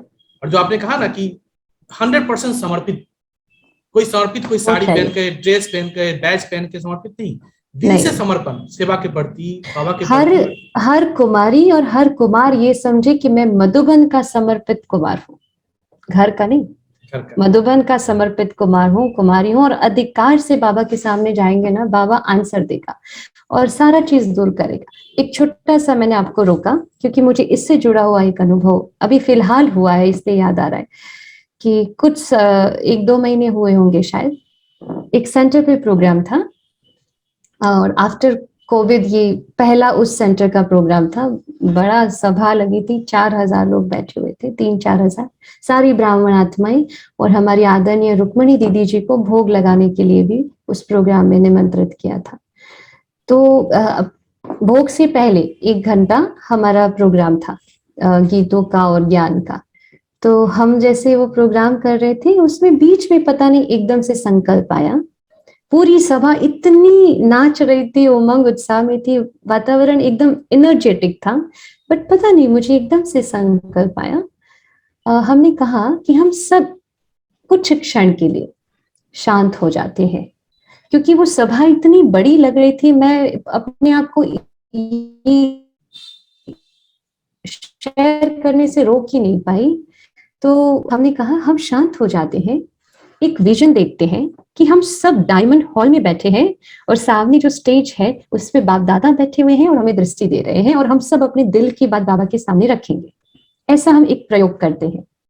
और उस समय रुक्मणी दीदी जी आई नहीं थी उस स्थान पर, वो सेंटर पे थी, और जो सेंटर इंचार्ज दीदी थी वो भी उस सेंटर पे ही थी, वो आए नहीं थे, उनका आने का भी टाइम था, 10-15 मिनट टाइम था।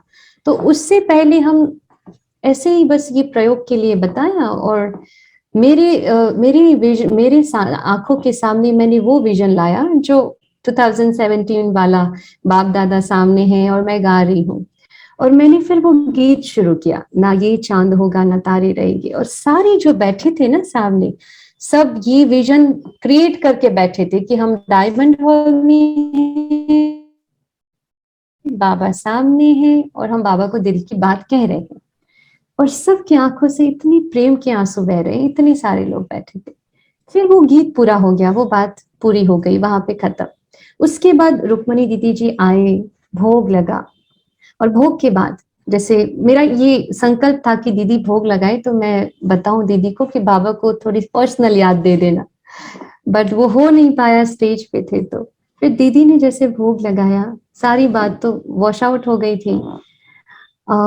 मैंने वो भोग लगा रही थी दीदी जी, तब बाबा को बोला अंदर संकल्प में, बाबा मैं दीदी को तो बोल नहीं पाई कि आपको याद प्यार देना, हम तो संदेशी है नहीं, लेकिन सच में अगर आप मुझसे प्यार करते हो ना, ये देखो अधिकार वाली बात, जो आप जितने भी यूथ हैं या जितने भी सुन रहे हैं, आप मुझसे प्यार करते हो ना बाबा, और मेरी याद से आपकी याद मिलती है ना, तो मुझे एक छोटा दे देना, अपने प्यार का प्रमाण दो बाबा, ऐसे मैंने बोला। फिर तो भोग पूरा हुआ और उसके बाद संदेश दीदी सुना रहे थे।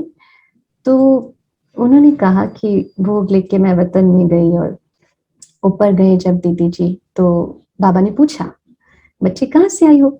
तो दीदी ने कहा, मैंने कहा बाबा, जो सेंटर का नाम था, यहाँ से आई हूँ। फिर सूरत सेंटर जो हमारे गुजरात में है। बाबा ने कहा, नहीं बच्ची, कहाँ से आई हो? दोबारा पूछा तो दीदी ने वही आंसर बताया। फिर बाबा ने कहा, नहीं बच्ची, तुम डायमंड हॉल से आई हो। और ये सुनकर मेरी आंख से जो, क्योंकि मैंने बाबा को बोला था ना, बाबा आप मुझसे प्यार करते हो ना, प्यार का प्रमाण दो मुझे।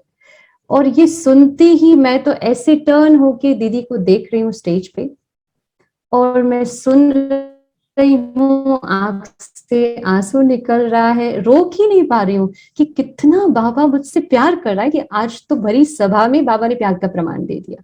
तो सभा भी, अब रुक्मणी दीदी को तो पता नहीं है कि हमने ये सब किया था, ये प्रयोग किया था हमने इस प्रकार से, उनको पता ही नहीं है, वो तो बाद में आए हैं। अच्छा, जो सेंटर इंचार्ज दीदी है उनको भी नहीं पता है, तो किसी को पता नहीं, सिर्फ हम जो वहां थे हॉल वाले और हम स्टेज पे थे, इनको ही पता है। तो सबके अंदर ये चीज कि देखो, एकदम से बाबा का ये मैसेज आना कि डायमंड हॉल में, और बाबा आके गया है। फिर तो मैं एकदम ऐसे उड़ रही थी कि वाह बाबा, कितना प्यार करते हो आप मुझसे, आपके प्यार का रिटर्न मैं कैसे करूंगी। एक होता है कि एक सोलो अनुभव होना, घर में है, रह रहे हैं, सेंटर पे जाते हैं और कुछ बाबा का अनुभव हुआ, और एक होता है कि इतनी सारी ब्राह्मण आत्माओं के बीच बाबा अनुभव करा रहा है, उनको भी पता चल रहा है कि अभी अभी तो दामिनी बहन ने ये कराया और संदेश ऐसा आया। तो एक कहते हैं ना शुद्ध अभिमान कि बाबा मुझसे कितना प्यार करता है। तो जब प्यार आपका 100% होता है ना, तो वो जवाब दे ही देता है, चिंता ही नहीं है। ये बहुत सुंदर, बहुत ही अद्भुत आपका एक्सपीरियंस है। धागे कहीं और से जुड़े नहीं होने चाहिए, धागा एक से जुड़ा होना चाहिए। जी, भगवान के साथ प्यार का एक पागलपन सा होना चाहिए। दूसरा, 100% समर्पित बुद्धि होना चाहिए। मन की कमजोरी बिल्कुल किसी और तरफ न खींचती हो। हमारी राजू दीदी कहती है कमजोरी मतलब कम जोर लगाया है, अभी और जोर लगाओ। जी, कम जोर मतलब कम जोर लगाया है, अभी और जोर लगाओ। बाबा को प्यार, बाबा की कोशिश। और तीसरा, बाबा का जो अनुभव है हम सबका, कहीं ना कहीं बाबा जो है जिलस लवर है। वो अगर आप किसी और से लव करते हो ना, चाहे वो निधारी है चाहे, तो उसको तो जिलस होने लगता है। जैसे कि दुनिया में भी होता है, कोई बॉयफ्रेंड गर्लफ्रेंड होते हैं, दुनिया वाले कोई और से अटैक हो जाते हैं तो उनको आपस में जिलस होता है। तो बाबा इज ऑल्सो जिलस लवर। वो अगर किसी देदारी में आपका मन जाता है या कहीं जा खींच रहा है, जब दामिनी बहन ने कहा कि धागे कहीं और से जुड़े हुए हैं, तो इस धागा से जो पावर आना है, जो डायरेक्ट उससे जुड़ा हुआ है, उससे पावर कम जाती है, और वही कहीं ना कहीं आपके मन के कमजोर होने का कारण बनता है। तो कहीं कुछ नहीं है, बस आपकी मन की कमजोरी है। चाहे पेरेंट को कन्विंस करने की बात हो, चाहे वो आपके जीवन में कुछ ऐसी बाधाएं हैं जो आ रही हैं, वो कहीं ना कहीं आपके मन की कमजोरी है। उसको आप सोल्व कीजिए, उसको आप डिटरमाइंड होकर बाबा को फोकस कीजिए, और बाबा से जो आपने संबंध जोड़ा है उसमें कंप्लीट 100% उसको क्लेम कीजिए, चैलेंज कीजिए। जैसे बाबा के बच्चे, जैसे दामिनी बहन चैलेंज करती है कि बाबा तुम मेरा पति है ना, बाबा मेरा तो दोस्त है ना। तो ऐसे चैलेंज कीजिए। चैलेंज भी वही कर सकता है जिसके अंदर वो निर्मल प्यार की भावना और निश्चल बाबा के प्रति प्यार होगा। तो आप अपने सुना भी दामिनी बहन की बात, जो ब्रह्मचर्य को कैसे लीड करना है, और ये लीडरशिप क्वालिटी कहाँ से आती है, तो बाबा के प्यार से ही आती है। तो उस प्यार में हम खो जाए। सुबह शाम हम अमृत वाला करते हैं, नुमा शाम करते हैं, तो बाबा से हम करें ये सब सारी प्रतिज्ञा, तो मैं समझता हूँ कुमार जीवन आसान बन जाएगा। बहुत सुंदर दामिनी बहन आपने सुनाया। अब हम एक और क्वेश्चन पूछेंगे आपसे कि चलिए, आपने बहुत अच्छा बाबा की स्पिरिचुअल सिंगिंग का एक बड़ा अच्छा एक शोभनीय और जो सबको मन को भाता, कहते गीत ऐसी होती हैं जो मन की, कई बार बाबा भी मुरली में कहते हैं कि बच्चे कई बार आप अकेलापन फील करते हो, या कई बार अपना बोर फील करते हो, या कई बार मन इधर उधर जाता है, तो अच्छे अच्छे गीत बजाओ, अच्छे अच्छे गीत सुनो। तो बहुत ही अच्छा आपने एक स्पिरिचुअल गाने का कारोबार जो है बाबा के यज्ञ के लिए शुरू किया, जिसमें बिल्कुल निस्वार्थ भाव है, निर्मल आपकी वाणी है। तो ये सब करते हुए भी आप वर्तमान समय जो है क्या करती हैं, और किस किस तरह की सेवाओं में आप इन्वॉल्व हैं, और इतना सब कुछ कैसे कर पाती हैं? गाना लिखती भी हैं, गाना गाती भी हैं, कंपोज भी करती हैं, शूटिंग के लिए भी आपको माउंट आबू भी आना होता है। कई बार देखता हूँ आपका एवरग्रीन टीवी पे कई बार आ रहा है, कभी आपका पीस ऑफ माइंड पे आ रहा है, कभी आपका खुद के चैनल पे नए गाने आ रहे हैं, फिर सेंटर की कारोबार है, आप JJRC में रहती है, वहां अपना है, कंपनी में प्रोग्राम्स है। ये सारा टाइम मैनेजमेंट आप कैसे कर पाती हैं? कई बार टाइम मैनेज करना बड़ा मुश्किल हो जाता है, खासकर यूथ के लिए। वो जॉब भी करते हैं, वो खाना भी खुद बनाते हैं, जो खासकर घर में रहते हैं, ऑफिस कारोबार करते हैं, उनके लिए मैं बता रहा हूँ। तो बड़ा मुश्किल हो जाता है। तो आप बताइए कि how to manage your time, because of आप एक कोरियोग्राफर भी हैं, सिंगर भी हैं, कंपोजर भी हैं, शूटिंग भी करती हैं, डॉक्टर भी हैं, ब्रह्मा कुमारी भी हैं, समाज सेविका भी हैं, एक माँ की बेटी भी हैं। तो इतना सारा रोल और एक छोटी सी पतली सी कन्या दामिनी बहन इतना इतने सारा सारे टाइटल बोलो ही नहीं, हमारा तो एक ही परिचय है, हम सेवा धारी है जी। है। इतना इतना लंबा परिचय ही नहीं, सेवाधारी है। लेकिन सेवाधारी जो होता है ना, उसको रोल तो टाइम निभाते हैं ना, सारा सारा सारा रोल रोल तो तो निभाते हैं। निभाते हैं जी। जी अब हम साइंस स्टूडेंट, हमारी ना ताकत थी ना कभी सोचा था कि कभी हम लिख भी पाएंगे गीत, क्या ऐसा कुछ दो लाइन की शायरी भी लिखने की ताकत नहीं थी। लेकिन बाबा ने वरदान दे दिया ना उस समय 2017 से, तो वो मैंने कुछ किया ही नहीं है, वो ही करा रहा है, वो ही करता है। अगर कोई कहता है ना दामिनी बहन ये गीत लिख के दो आज, मैं अपने अंदर जोर डालूंगी तो नहीं होगा, अपने हिसाब से बनाने की कोशिश करूंगी, कभी नहीं बनता है। वो चाहता होगा तो कहीं भी ड्राइविंग करते हुए भी मुझे कुछ ना कुछ वर्डिंग्स ऊपर से आ जाते हैं, तो मुझे कार रोक के उसी समय लिखना पड़ता है, क्योंकि 1 मिनट 2 मिनट के बाद मुझे नहीं पता होता है कि वो क्या शब्द थे, मैं भूल जाती हूँ। तो वो तो बाबा करा रहा है, और बाबा ही कर रहा है, करा रहा है नहीं कहूंगी मैं, वो कर रहा है, वही कर रहा है, हमारी बिल्कुल। ताकत नहीं है। बाकी मेडिकल का प्रोफेशन का जो था, तो पहले तो क्लिनिक था, अभी तो वो सब बाइंड अप करके 24/7 बाबा की सेवा में है। लेकिन जैसे अब हम जहाँ रहते हैं वहां पे कुछ किसी को प्रॉब्लम होती है तो उनको थोड़ा सहयोग कर देते हैं इस अगर समय के हिसाब से। बाकी GGRC में और जो हमारी गीता पाठशाला भी है अडालज, वहां भी जाना होता है, तो आना जाना रहता है, कुछ दिन यहाँ कुछ दिन यहाँ, ऐसे हर दोनों जगह पे सेवाएं रहती हैं। और उसके साथ साथ कुछ कंपनीज हैं, कुछ कंपनीज के साथ ऑनलाइन, क्योंकि आजकल तो ऑफलाइन 2 इयर्स से बहुत कम हो गया है, तो online continue back to back Baba सेवा करा रहा है। सिर्फ गीतों की नहीं, कुछ ना कुछ टॉपिक होते हैं उसके रिलेटेड, का कोई होता है या बच्चों के कुछ प्रोग्राम्स ऑनलाइन चलते हैं, तो वो सब बाबा तो ऑनलाइन करा ही रहे हैं। और क्या कहें गीतों का तो जैसे बाबा ही करता है, मैं मेरी ताकत नहीं है, वही वही कर रहा है सारा कुछ। चलिए, you are detach observer, detach होकर सब कुछ रहते हैं, तो बाबा अपने आप को खींच लेता है।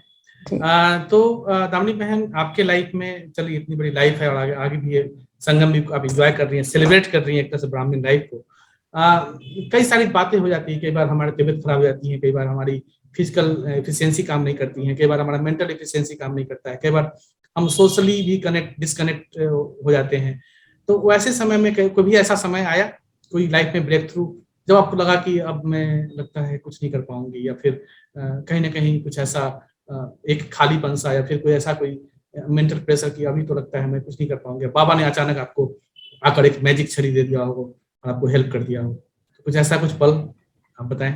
नहीं, अकेलापन वाला तो आया ही नहीं, क्योंकि वो हमेशा साथ रहता है, मुझे ना रहना हो तो भी वो साथ रहता है। क्योंकि मेरा ये है कि मैं म्यूजिक से जुड़ी हुई हूँ ना, तो कंटिन्यू सॉन्ग्स चलते हैं मेरे साथ, मैं जहाँ भी जाती हूँ, और मैं हर सॉन्ग में बाबा को कनेक्ट करती हूँ। अकेलेपन वाली चीज नहीं आई, लेकिन हाँ मैं 10th में थी और उस समय ज्यादा बीमार हो गई थी, और डॉक्टर्स पता नहीं लगा पा रहे थे कि हो क्या रहा है, एक्चुअली पूरे शरीर में वायरल हो गया था। तो थोड़ा सा हर हर रिपोर्ट में नील आ रहा था, कुछ पकड़ में नहीं आ रहा था। तो उस समय फिर अनुभव ये रहा था मेरा कि पूरा खाना पीना सब कुछ छूट गया था, बिल्कुल छूट गया था, और पीला पड़ गया था शरीर भी। और उसके बाद बॉम्बे से कुछ डॉक्टर्स का कांटेक्ट किया, वो भी कुछ समझ नहीं आ रहा था उनको, और फिर डॉक्टर ने कहा कि वहाँ पे जो पास में कुछ कैंसर की हॉस्पिटल थी, वहाँ पे कुछ चेकअप करा लेते हैं, कुछ है ये वो। तो हमारी सरला दीदी जी, उनको इतना प्यार था मेरे लिए, उन्होंने सेंटर पे और भी सारे जितने सेंटर्स थे वहां पे कहा कि हम दामिनी के लिए योग करेंगे स्पेशल, कि वो ठीक हो जाए। तो उस समय का एक अनुभव है कि मैं जैसे लेटी हुई हूँ हॉस्पिटल के बेड पे, और एकदम से जैसे मम्मा का अनुभव है, मम्मा आई और मम्मा ने मेरे सिर पे हाथ रखा और जैसे एकदम ठीक हो गया। और दूसरे दिन एकदम से फिजिकल सारा चेंज होने लगा, पैरामीटर्स ठीक होने लगे। तो ऐसे ऐसे अनुभव छोटे छोटे तो है, बाकी ऐसा कोई ब्रेक थ्रू नहीं आया कि ऐसा कुछ बड़ा सा नहीं हुआ कि मैं ऐसे टूट गई वाली बात। बाबा टूटने ही नहीं देता है ना, जो उसका है उसको टूटने देगा क्या? नहीं टूटने देता है, निश्चय है ना, इसलिए नहीं टूटने देता है। चीजें तो आज भी आती हैं सामने और हर एक ब्राह्मण के सामने आती हैं, लेकिन एक लक्ष्य है कि हर चीज में बाबा को आगे कर दो, हम बच जाएंगे। ब्रह्मा बाबा भी तो यही करता था ना, कि बाबा शिव बाबा को आगे कर देता था, खुद बच जाता था। तो फॉलो फादर ही तो करना है, बाप के जो संकल्प है, बाप के जो कर्म है, उसी को फॉलो करना है। तो लक्ष्य यही रहता है कि जो बाबा चाहते हैं वो मैं करूं और उस पर चलूं। बाकी ऐसी कोई घटना नहीं आई है कि जिससे मैं टूटी हूं और फिर कोई ऐसा कुछ हुआ, ऐसा कुछ नहीं। बहुत बहुत धन्यवाद दामिनी बहन। Last but not in the list, हम एक क्विक राउंड करेंगे अभी, और उसमें मैं आपसे 3 आपके जीवन के ब्राइट पॉइंट पूछूंगा और 3 डार्क पॉइंट पूछूंगा, चाहे वो आपकी निगेटिविटी हो या कोई ऐसी बातें हो जो आपके पुरुषार्थ मार्ग में रोड़ा बन के खड़ा है और आपको लगता है कि ये मुझे खत्म हो जाए तो और भी मजा आ जाए लाइफ में।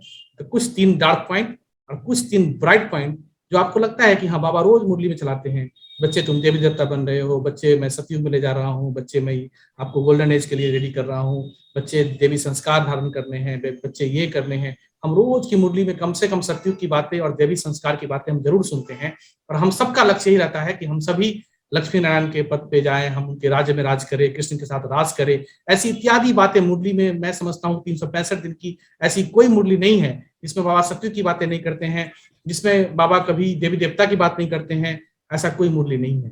तो क्या हमारे अपने जीवन से अगर आप कभी रिफ्लेक्ट करते हैं तो आप मुझे कम से कम, पहले हम डार्क पॉइंट से बात करेंगे, 3 डार्क पॉइंट बताइए।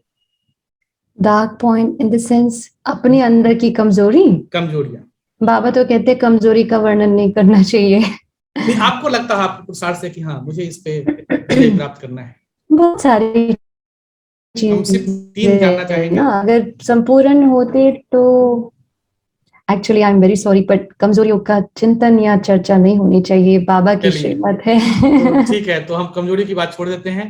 3 ऐसी ब्राइट पॉइंट को लगता है कि हाँ हम अपने जीवन में, इस ब्राह्मण जीवन में आए तो हमें हमारे अंदर ये देवत्व की, पिछले कई साल पहले शायद 2017 में एक लाइव वेबिनार चला था, मोहिनी बहन निवाड़ वाले ने चलाया था, सीइंग इनटू बीइंग, जैसी दृष्टि वैसी सृष्टि।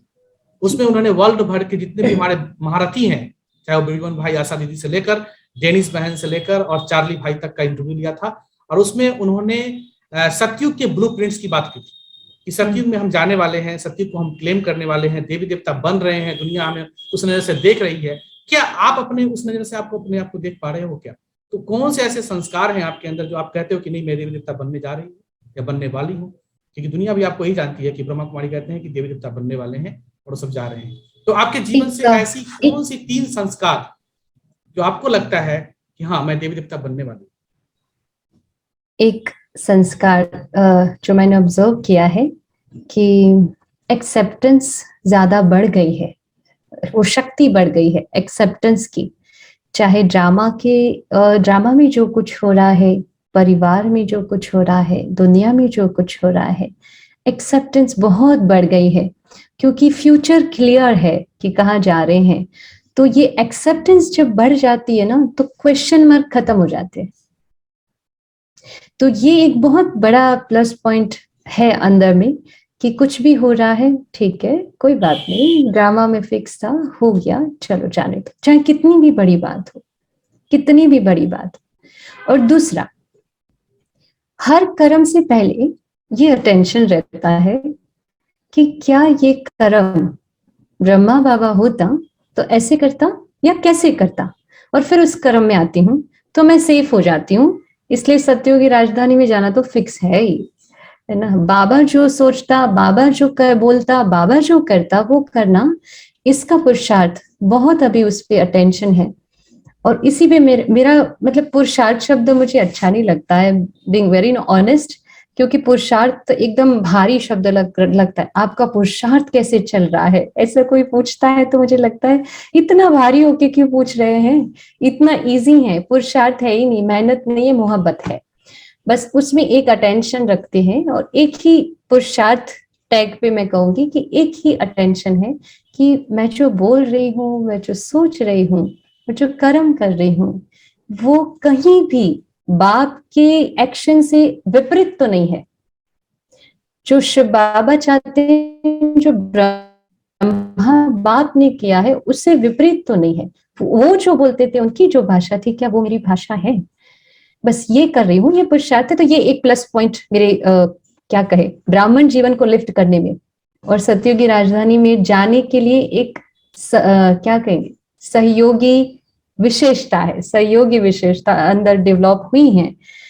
और थर्ड, आपने देखा होगा जितने भी गीत आप देख लो, अभी अभी जितने भी रिलीज हुए हैं, उसमें कहीं ना कहीं सत्युग शब्द होगा, उसमें कहीं ना कहीं स्वर्ग होगा, जन्नत होगा, हम मिलकर लाएं, हम स्वर्ग जैसे स्वर्ग में जाने के लायक बने। तो ये अभी पिछले काफी समय से हर गीत में स्वर्ग स्वर्ग की झांकी तो कहीं ना कहीं एक टच हो ही जाती है, क्योंकि लक्ष्य यही है।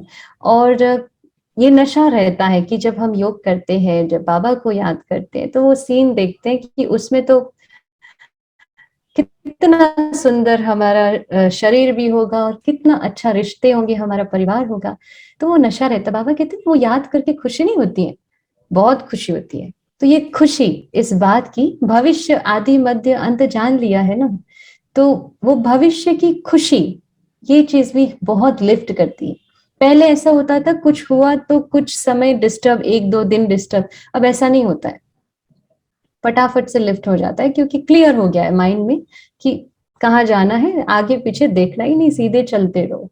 वो कहते हैं ना कि लौकिक में कहते हैं कि आगे जब आप जा रहे हो और अंधेरा है, रात में जब आप जा रहे हो और पीछे से कोई आवाज लगाए तो देखना नहीं चाहिए, क्योंकि वो लोग मानते हैं प्रेतात्मा या ऐसे कुछ होता है, भूत घुस जाते हैं। तो जब अंधेरी रात में जा रहे हो तो पीछे नहीं देखना, सीधे सीधे चलते रहना। बाबा भी यही कहता है कि हम जो जहां जा रहे हैं वहां देखते रहो, पीछे कुछ देखो ही नहीं, नहीं तो माया भूत घुस जाएगी। इसलिए ये एक संस्कार कि जो गया है उसको सुनो ही नहीं, देखो ही नहीं, पढ़ो ही नहीं, सोचो ही नहीं, जो आ रहा है उसकी खुशी में आगे बढ़ते रहो। तो वो खुशी इतनी है कि फिर आजू बाजू की जो सीन है वो बहुत हल्की लगती है।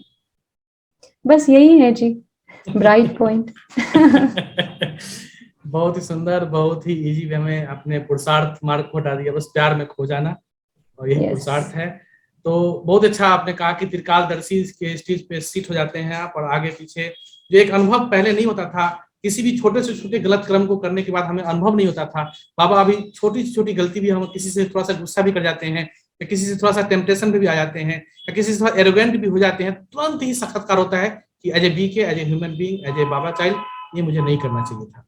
और हम तुरंत सॉरी फील करते हैं, रिग्रेट फील करते हैं, और उस आत्मा को तुरंत सॉरी बोलते हैं। ये शायद हमें पहले नहीं था। ये भी एक देवत्व का संस्कार है। और जो आपने कहा कि हम हर गाने में बाबा का सतयुग की बातें और उसकी हम हमेशा ऐड करते हैं, तो कहीं ना कहीं लक्ष्य भी आपका वही है, हम सबका भी लक्ष्य वही है। और इस ब्राह्मण जीवन में मैं समझता हूँ सभी ब्राह्मण वत्स जो हमें सुन रहे हैं और जो आगे भी इस चैनल पे सुनेंगे, मैं समझता हूँ दामनी बहन का ये जो पुरुषार्थ नाम को हटाकर इन्होंने प्यार में खोना, और बस जो हो रहा है उसको एक्सेप्ट करना और आज में जीना, पीछे मुड़कर नहीं देखना। बाबा भी कहते हैं पीछे मुड़ोगे तो भूत पकड़ लेगी। तो बहुत ही सुंदर, बहुत ही अद्भुत, बहुत ही आश्चर्यजनक। मैं समझता हूँ दामनी बहन को पहले तो सभी डॉक्टर दामनी और सिंगर दामनी के नाम से जानते होंगे, लेकिन आज आपने देखा कि कैसे एक छोटी सी कन्या, छोटी सी बालिका कैसे अपने जीवन को ट्रांसफॉर्मेशन की राह पर ले जाते हुए, कैसे इन्होंने बहुत सारे चैलेंजेस, इतना कह दिया आसान नहीं है एक डॉक्टर प्रोफेशन को छोड़कर सिंगर बनना, और सिंगर कंसर्ट वाला सिंगर, दुनिया वाला सिंगर छोड़कर एक स्पिरिचुअल सिंगर बनना इतना आसान भी नहीं होता दोस्तों, भाइयों एवं बहनों। बहुत ही चैलेंजेस आती है, लेकिन चैलेंजेस को इन्होंने बाबा के प्यार में इतना खोकर किया है कि वो चैलेंजेस भी इनके लिए ऑफर बन गया है। और वो ऑफर को बहुत ही सही तरीके से जी रही हैं और बहुत ही भाई बहन हमारे साथ जुड़े हैं। मैं चाहूंगा सब अपना अपना वीडियो ऑन करें और लास्ट में मैं सबको दर्शकों को भी देता हूं, भाई बहन हमारे साथ जो भी इंडिया से जुड़े हैं, कोई भी क्वेश्चन दामिनी बहन से पूछना चाहें तो आप ओपन प्लेटफॉर्म पे आज हमारे साथ दामिनी बहन जुड़ी हैं तो आप पूछ सकते हैं, अपने पुरुषार्थ से रिलेटेड, ब्रह्मा कुमारी से रिलेटेड, अपने जीवन से रिलेटेड या दामिनी बहन से कोई भी क्वेश्चन अगर पूछना चाहें तो अपना वीडियो ऑन करें और अपना माइक अनम्यूट करके पूछ सकते हैं। लेकिन उससे पहले मैं दामिनी बहन को एक ही बात लास्ट में बोलूंगा कि दामिनी बहन, आपके इस जीवन से लोग क्या संदेश ले, आपके इस जीवन से लोग क्या संदेश ले और आपका संदेश सभी भाई बहनों के लिए पूरे विश्व में क्या है वो दो। हमारा जीवन ही हमारा संदेश बन जाए, हमारे चेहरे से सिर्फ भगवान दिखे, हमारे व्यक्तित्व में भगवान की झलक दिखे, यही हमारा जीवन परिचय देता है। कोई टैग डॉक्टर है, बीके है, ये टैग नहीं चाहिए। देख के आपको सिर्फ ये कहे ये भगवान का फरिश्ता है, इससे बड़ा टैग, इससे बड़ी डिग्री मैं समझती हो ही नहीं सकती। इसलिए बस अपने आप को ऐसा बनाए कि हमारी आंखों में कोई देखे तो भगवान दिखे, हमारा चेहरा कोई देखे तो उसको भगवान दिखे, यही हमारा जीवन ही संदेश बन जाए, ऐसी शुभ भावना है। बहुत बहुत धन्यवाद, बहुत बहुत शुक्रिया। जितने भी भाई बहन हैं, शिव मूर्ति तिवारी जी इन्होंने हैंड रेज किया है, आप सामने वीडियो में आए। दामिनी बहन हमारे साथ हैं, जुड़ी है अहमदाबाद से, आप कुछ पूछना चाहते हैं तो कृपया वीडियो में आए और पूछ सकते हैं।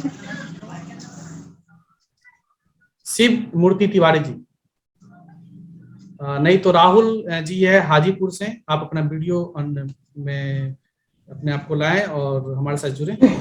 एक एक करके आएंगे प्लीज। हाजीपुर से राहुल भाई जी, प्लीज आइए। जी राहुल भाई, क्या क्वेश्चन आपका? माइक अनम्यूट कीजिए। ओम शांति। ओम शांति जी। आपका मुझे जो सबसे अच्छा गाना लगता है वो है जीवन के दाता सांसों के स्वामी, मतलब बहुत अच्छा। तो जब भी हम योग करते हैं तो उससे पहले ये सॉन्ग जरूर सुनते हैं और बाकी सब, हाँ, तो मतलब अच्छा योग लगता है और मतलब बहुत अच्छा आप गाई हैं, इसके लिए बहुत बहुत थैंक यू। थैंक यू जी, शुक्रिया। कोई क्वेश्चन है राहुल भाई आपको? नहीं, बस इतना ही, धन्यवाद करना था। थैंक यू सो मच जी। हमारे साथ जुड़े हैं गौतम भाई। गौतम भाई, आप कुछ बोलना चाहेंगे? आप प्लीज अपना माइक को अनम्यूट कीजिए। ओम शांति। ओम शांति। सबसे पहले तो बाबा का बहुत बहुत शुक्रिया, और आज मुझे ऐसा लग रहा है कि साक्षात मैं दामिनी बहन को देवी स्वरूप में देख रहा हूँ। इनका हर चीज को बताने का तरीका कितनी प्रैक्टिकल रूप से सारे चीज को सहज तरीके से बताई, और अंतिम में अरविंद भाई जी सवाल पूछे कि अपना कोई डार्क पॉइंट बताइए, तो कितने सहज तरीके से बताई कि बाबा तो डार्क पॉइंट को उजागर करने ही नहीं बोले हैं। दिल को छू गया। और एक बात मुझे ये भी बहुत अच्छा फीलिंग हुआ कि हमेशा ऐसा फीलिंग करें कि मैं मधुबन से समर्पित हुआ हूँ और डायमंड हॉल में कहीं पर भी अनुभव कर सकता हूँ, और बाबा रिटर्न देते हैं। मैं अभी 15 नवंबर को बाबा मिलन करके आया हूँ डायमंड हॉल से, और मुझे भी फील हुआ वहां पर कि ऐसा कभी नहीं लगा कि बाबा आज नहीं आए हैं। एकदम 100% अनुभव हुआ कि बाबा आए हैं और बाबा के साथ बिताए, इतना खुशी मिली तो मैं नहीं बता सकता हूँ इस बात को। और दामिनी बहन जी का जो लाइट पॉइंट अभी पूछ रहे थे भाई जी, तो मुझे लग रहा था दीदी यही बोलेगी फर्स्ट में कि मैं बहुत खुश रहती हूँ। आज तक इनका जो भी तस्वीर में देखा गाना में या अभी भी, इतना खुशी चेहरे पर, इतना मुस्कान, शायद संभव नहीं हो पाता है। मैं भी सोचता हूँ ऐसा रहूं, प्रैक्टिस करना का कोशिश कर रहा हूँ मैं। तो दीदी से बहुत प्रेरणा मिली मुझे। अरविंद भाई जी आपको भी बहुत बहुत शुक्रिया। सभी बाबा का थैंक्स। बाबा का थैंक यू गौतम भाई। थैंक यू गौतम भाई। हमारे साथ तेजस्वी बहन जुड़ी हैं। तेजस्वी बहन आइए प्लीज और अपना माइक अनम्यूट करेंगे जी। तेजस्वी। ओम शांति। ओम शांति। मुझे बहुत अच्छा लगा जब आपसे मिलकर। आपसे आप मिलकर हम आपको देख रहे थे, एक्चुअली आपका वीडियो ही हमारे सामने आ रहा था बार बार, इतना प्यार से आप मुस्कुरा रहे थे, इतनी सुंदर लगते आप, ऐसे मुस्कुराते रहो। जैसी बहन आप कहाँ से हैं, आप परिचय मैं दीजिए। महाराष्ट्र जलगांव से हूँ। जी, बहुत सुंदर। पढ़ाई भी करती हैं? हाँ, स्टडी करती हूँ। चलिए, तो बाबा का स्टडी भी करते हैं और दोनों भी स्टडी, बहुत अच्छा। हाँ, दोनों क्लास भी चलाती हूँ बाबा का। वाह वाह वाह, डबल टीचर भी है फिर, बहुत अच्छा। हाँ थैंक यू सो मच। कुछ पूछना है आपको? कुछ पूछना हाँ, है? मुझे जी। जब मैं दामिनी दीदी का सॉन्ग सुनती हूँ तो बहुत, मैं योग को बैठती हूँ तो बहुत अच्छा लगता है, योग बहुत अच्छा लगता है। तो जी, जो मधुर आवाज है बहुत अच्छा है दामिनी दीदी जी का। शुक्रिया जी, बाबा का शुक्रिया। चलिए ठीक है, कुछ और पूछना है? नहीं नहीं, इतना ही, मिलकर ही बहुत अच्छा मिला लगा। चलिए चलिए, और कोई बात नहीं। क्वेश्चन से परे हो गया आप। थैंक यू हाँ, सो मच। हमारे साथ जिग्नेश कोहली भाई हैं, प्लीज आइए प्लीज। ओम ओम शांति। शांति। दीदी बहुत बहुत धन्यवाद, थैंक्स टू बाबा। आपका आपने जो भी बताया वो बहुत प्रेरणादायक था। मेरा एक छोटा सा क्वेश्चन तो नहीं बोल सकते, ऐसे बोल सकते हैं कि सिचुएशंस जैसे लाइफ में आती रहती है बहुत सारी। जैसे आपने भी बताया कि आपको कुछ गाना लिखना होता है तो आपको एक दिन में लिखना होता है, तो आप उसको ड्राइविंग करते करते भी आप साइड में रोक के ऐसे लिख लेते हो, राइट, कभी भी। तो ऐसी सिचुएशन जब आती है, जब हमें मतलब हमें एक डेडलाइन में कुछ करना होता है बेसिकली, या वो तो आता ही रहता है प्रोफेशनल लाइफ में या ऐसे भी, तो वो सिचुएशन में फिर खुशी और जो है उसका संतुलन या वो बैलेंस रहता है, या कैसे आप वो करते हो? मतलब वो कभी कभी हो ना, थोड़ी सिचुएशन में वो हलचल सी आ जाती है या थोड़ा सा वो झुकाव सा आ जाता है, तो वो एक कंटिन्यूअस फ्लो जो रहना है उसके लिए आप कुछ डेली या मतलब ना, ये बहुत सूक्ष्म चीज है बेसिकली, इसलिए आई थॉट थोड़ा कुछ आप उस पे लाइक है। आप सेंटर पे जाती हो, सेवा करते हो, तो सेवा करते हुए चाहे डेडलाइन भी हो, समझो, कभी ऐसा क्वेश्चन होता है कि पता नहीं क्यों होगा नहीं होगा, कठिन लगता है? सेवा, सेंटर की सेवा की बात कर रही हूँ। कभी नहीं। कभी नहीं होता। बाबा तो कहते हैं सिर्फ सेंटर पे सेवादारी नहीं हो, आप जहां हो चलते फिरते यज्ञ हो, तो आप चलते फिरते सेवाधारी हो। जब कॉन्शियस आपका वहां से हट जाता है कि सेंटर के गेट के बाहर तो मैं अभी प्रोफेशनल ऑफिस में जा रहा हूँ और प्रोफेशनल लाइफ, तो फिर वो जो बाबा के सिर पे दिया था वो सारा आपने उठा लिया, इसलिए वो डेडलाइन वाला डर रहता है। लेकिन मैं सेवाधारी हूँ, मुझे बाबा को दे देना है, फिर बाबा क्या कहता है पता है, यही सोचता है, यही सब कुछ उठा रहा है, तो फिर मेरी क्या जरूरत है? उसको दे दोगे तो वो कैसे भी करके डेडलाइन से 5 मिनट पहले पूरा कर देगा। वाओ, थैंक यू, थैंक्स बाबा। मैं समझता हूँ जिग्नेश भाई को आंसर मिल गया होगा। या thank you so thanks much baba, thanks Arvind bhai. Thank you baba. हमारे साथ और भी कोई भाई आना चाहते हैं? अभी आशुतोष भाई, नहीं, ब्लू एंड्रॉयड जी, आपने नाम शायद ब्लू एंड्रॉयड डाला है, प्लीज आइए जी भाई। ओम शांति, कुछ बोलना चाहते हैं? आपने हैंड रेज किया। ओम शांति जी, कुछ बोलना चाहते हैं भाई जी?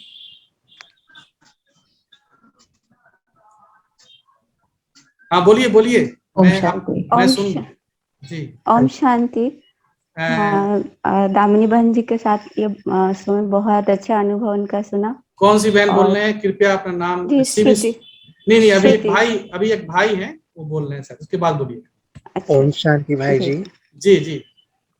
हाँ जी, ओम शांति भाई जी, मैं कुणाल भाई हूँ जी। ओम शांति दीदी।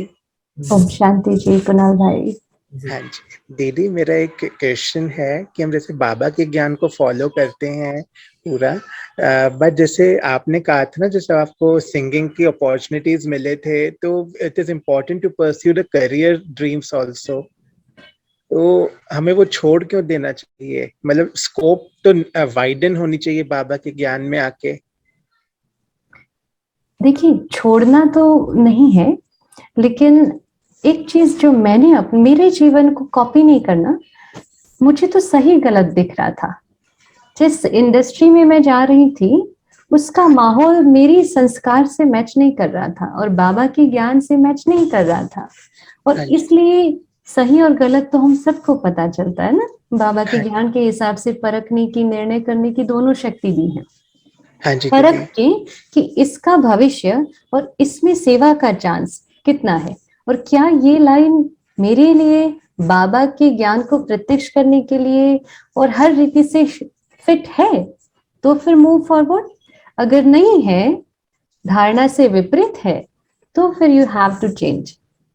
ओके दीदी, जैसे I am actually physically handicap, so I am actually we are making full efforts to get the handicap certificate arranged, and there are a lot of problems which are coming in way.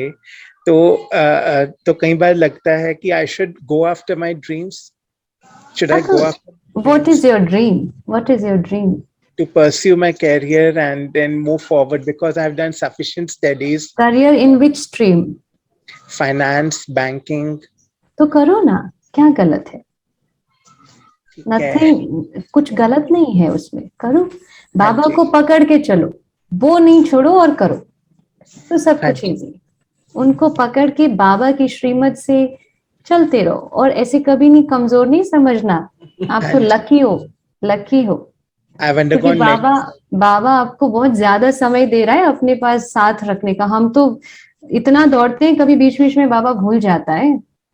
आपके पास तो ज्यादा समय बाबा ने आपको gift में दे दिया है ना। कभी ऐसे नहीं सोचना बाबा की, आप तो लकी सितारे हो। और जो आपका जो करियर रिलेटेड है उसको बाबा को साथ में लेके करो, है ना। All the very best. There was one more question, like as I'm sitting idle for so many years, I've undergone many surgeries.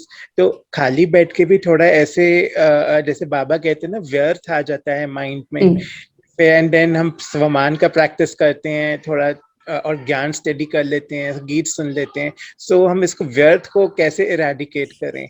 What is the way to get free of this?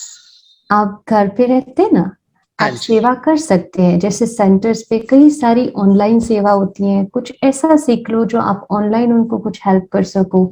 आपको जो करना है, आप कह रहे finance में, तो उसमें थोड़ा सा अपना बुद्धि लगाना शुरू करो, फिर साथ में ज्ञान को रोज रीड करो, उस पढ़ाई करो, ज्ञान की पढ़ाई।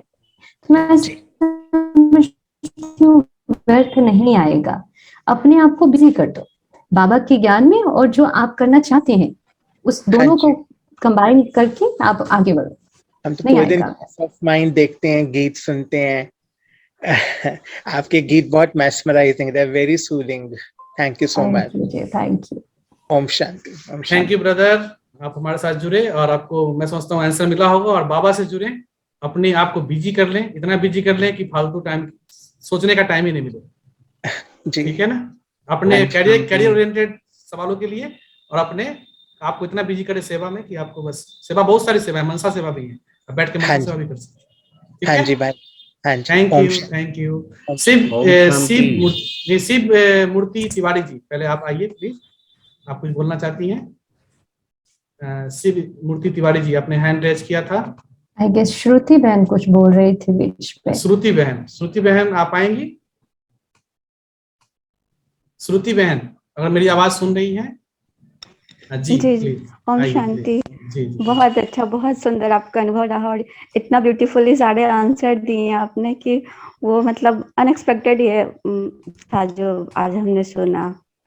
और अभी तक सारे सोशल मीडिया पर आपको मैं फॉलो करते आ रही हूँ, ट्विटर हुआ, यूट्यूब पे हुआ, और हर एक दिन जो आपके जो पोस्ट आते हैं, ऐसा लगता है जैसे कभी कभी मेरे मन में कुछ इस तरह का क्वेश्चन चलता है और बाबा आपके थ्रू आंसर दे रहे हैं उस पोस्ट के थ्रू। और बहुत मतलब पता नहीं कैसे मैं आपसे कनेक्टेड हो थी सोशल मीडिया के थ्रू, और आज लाइव आप आ रहे थे। और मैं जनरली कुछ दिनों से ये शो नहीं देख पा रही थी, कुछ बिजी मैं चल रही थी, मैं ऑथर भी हूँ, तो कुछ इधर मेरे असाइनमेंट थे, और आज पता नहीं कैसे मैंने देखा कि आप आ रही हैं, और मैंने सब कुछ साइड करके मैं बैठ गई देखने, और सच में बहुत बहुत शुक्रिया। श्रुति बहन, आप कहाँ से हैं? आज ही मैं पटना से हूँ। पटना से। और एक क्वेश्चन मेरे पास है सोशल मीडिया को लेकर। आप जिस तरीके से सोशल मीडिया को इतना ब्यूटीफुली स्मूथली हैंडल करती हैं और बाबा से कनेक्टेड ही मैसेज आप उस पर स्प्रेड करते हैं, क्या कभी उधर से किसी तरह का हर्डल्स आए या किसी तरह का डिफिकल्टी आप फेस करती हैं? जैसे कि कई बार हम लोगों को, जैसे स्पिरिचुअलिटी को हम लोग फॉलो करते हैं, हम लोग सोशल मीडिया से अपने आप को कट ऑफ करके रखना चाहते हैं ताकि हमारा उस और किसी तरह से हम लोग किसी चीजों में ना फंसे या हमारा टाइम ज्यादा उधर कंज्यूम ना हो। और आपने बहुत ब्यूटीफुली इस चीज को हैंडल किया। कैसे आप करते हैं? क्योंकि एज अ ऑथर मुझे सजेस्ट किया जाता है कि आप जितना सोशल मीडिया को आप इससे जोड़ के रखोगे तो आपका जो ये करियर है वो उतना ग्रो करेगा। और मैं थोड़ा अपने आप को बांध कर रखती हूँ कि नहीं, उन चीजों में मुझे नहीं जाना है, चाहे मैं उसमें ग्रो करूँ ना करूँ, बाबा के राहों पर मुझे चलना है। मैं किसी तरीके से बाबा के राहों को नहीं छोड़ना चाहती हूँ। तो वो मैं चाहती हूँ कि आप क्या। बाबा की राह को तो छोड़ना ही नहीं है जी, लेकिन बाबा कहते हैं सन्यासी नहीं बनना है, ज्ञानी बनना है। सन्यासी क्या करते हैं पता है? वो मोह माया में नहीं फंसे, उसके चक्कर में सब छोड़ के जंगल में चले जाते हैं। लेकिन बाबा क्या कहते हैं? वहां रह के गृहस्थ व्यवहार में रहते हुए कमल पुष्प समान, उसका असर ना हो तो छोड़ना नहीं है। सोशल मीडिया से सेवा भी तो हो सकती है ना। तो सन्यासी नहीं आप बनो, वही कर रहे हो। ज्ञानी बनो। सन्यासी तो ये डब्बाई से छूटना हुआ। अपनी कर्मेंद्रियों पर कंट्रोल भी तो होना चाहिए ना। बाबा सिखाता है जो चीज हमारे काम की नहीं उसको ना सुनो, देखो, पढ़ो। बाकी जो मुझे बाबा के मैसेजेस, बाबा का ज्ञान जो है, अभी यही तो एक अभी माध्यम है ना। सबसे ज्यादा सेवाएं तो सोशल मीडिया से ही हो रहा है। अभी हम जुड़े भी हैं, सोशल मीडिया के थ्रू जुड़े हैं, यूट्यूब से और जूम से। तो सन्यासी नहीं बनना, ज्ञानी बनना है। क्या देखना सही गलत तो हमें पता है ना। तो सन्यासी जैसा नहीं सोच रखो, ज्ञानी बन के कि मुझे इसके द्वारा सेवा करनी है, कुछ और में नहीं जाओ। जो सेवा करनी है उसी चीज को लेके चलो, बाकी सब नहीं। फिर तो उसमें जाएंगे तो फिर फंस जाओगे। मैं थोड़ा इनपुट दूंगा श्रुति बहन जी। जैसे हम भी आईटी सेक्टर से है और सोशल मीडिया पे बहुत ज्यादा, क्योंकि बाबा की सेवाएं पिछले 2 साल में जितनी हुई है, विहंग मार्ग की सेवा हुई है। मैं समझता हूँ दामिनी बहन से या शिवानी बहन से इतना लोग एक इकट्ठा नहीं मिल सकते थे। शायद सोशल मीडिया ने बहुत ही इजिली, अभी देखेंगे लगेगा कि आसपास ही बैठे हैं। तो सोशल मीडिया एक साइंसदान है जो साइंस ने दिया है। और बाबा के बच्चों को, खासकर बाबा के बच्चों को पता है फिल्टर लगाना, क्या देखना है क्या नहीं देखना है, क्या अच्छा है क्या नहीं अच्छा है। नेटफ्लिक्स है, यूट्यूब है, बहुत सारे सोशल मीडिया है, क्या क्या देखना है हमें पता होना चाहिए। और जब आप फिल्टर लगाना सीख जाएंगे, जैसे एक घोड़ा है, वो दौड़ना छोड़ देगा तो घोड़ा नहीं कहलाएगा। लेकिन घोड़े को हम ब्लाइंडर लगा देते हैं, तो ब्लाइंडर लगा देते क्या करता है, वो फोकस रहता है कि मुझे दौड़ना है और सीधा दौड़ना है। तो आप भी सोशल मीडिया को अवॉइड नहीं कीजिए, क्योंकि आज साइंस के साधन के द्वारा कोरोना काल में पूरी विश्व में अगर सेवाएं हुई है। आज के पहले जूम किसी को जानता नहीं था। हम लोग ऑफिस में होते थे तो एक कम्युनिकेटर होता था और एक और भी था, एक माध्यम जिससे हम करते थे। जूम आज जानता नहीं था, लेकिन आज देखिए पूरा दुनिया जूम पे बात कर रही है। तो जूम क्या है, टेक्नोलॉजी से भी अवेयर होना हमारा काम। आप ऑथर हैं, अवेयर होना। लेकिन हाँ, क्या देखना है क्या नहीं देखना है, कितना देखना है, कितना टाइम हमें स्पेंड करना है, ये सब तो बाबा के बच्चों को पूरा अच्छी तरह से पता है। तो आप संत न बने, संत मतलब संत बने, लेकिन बिल्कुल सन्यासी न बन जाए जो कि किसी से मतलब नहीं, दुनिया से मतलब नहीं। लेकिन सोशल मीडिया से कुछ अगर मिलता है अच्छा तो वहां से जरूर लीजिए और फिल्टर लगाना सीखिए। तो मैं समझता हूँ सोशल मीडिया को अच्छे से यूज करते हैं। जी धन्यवाद, आपकी बहुत ही अच्छी अनुभव रहा, क्वेश्चन भी अच्छा रहा। अब और भी हमारे साथ आशुतोष भाई एनटीपीसी बहरोस मध्य प्रदेश से कुछ बोलना चाहते हैं। भाई साहब प्लीज आइए, हमारे रेगुलर श्रोता भी हैं। जी आइए प्लीज। मेरी आवाज आ रही है? हाँ आ रही है भाई साहब। ओम शांति। दामिनी बहन जी को तो याद भी नहीं होगा कि हमने बैठ करके एक बार स्टेज प्रोग्राम भी किया हुआ है 2012-13 के आसपास में। अच्छा। बॉम्बे की बॉम्बे का शायद एक स्टेज प्रोग्राम हुआ करता था। बॉम्बे की टीम थी उसमें जी। आप और हम शायद एक ही फ्लोर पे और अगल बगल के कमरे में भी थे। जी। और तब मैं पूछा तो आपने कहा आप डॉक्टर हैं। तो मैंने कहा क्या बात है, मैं भी तो डॉक्टर ही बेसिकली उस समय जस्ट एंटी-डीवाई नेचुरोपैथी करके आया ही था।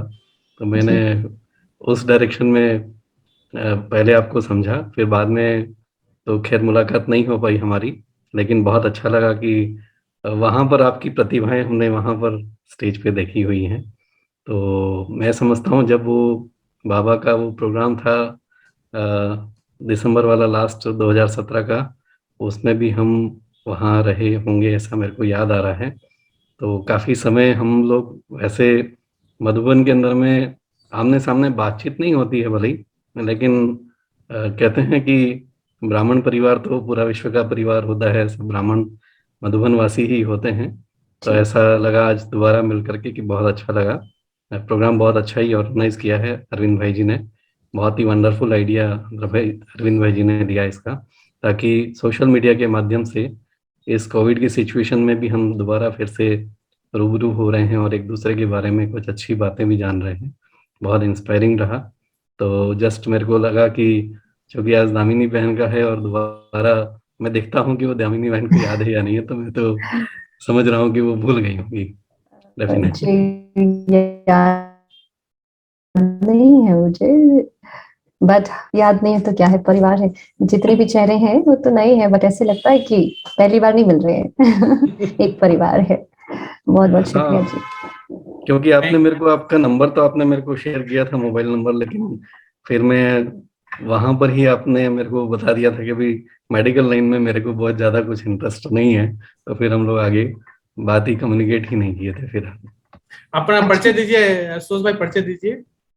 परिचय बस वही है जो दामिनी दीदी ने बोला है, सबका परिचय सिर्फ एक ही है, सेवाधारी। सब सेवाधारी है। दामिनी बहन, आशुतोष भाई एनटीपीसी में एज डिप्टी जनरल मैनेजर हैं, बहरोज अपना जो भारत सरकार का सबसे बड़ा प्लांट है मध्य प्रदेश में, और बहुत ही रूहानी ब्रदर हैं, उदयपुर से हैं बेसिकली, और एक दिन मैंने इनका भी इंटरव्यू लिया था। अच्छा, रूहानियत तो उनके चेहरे से झलक रही है।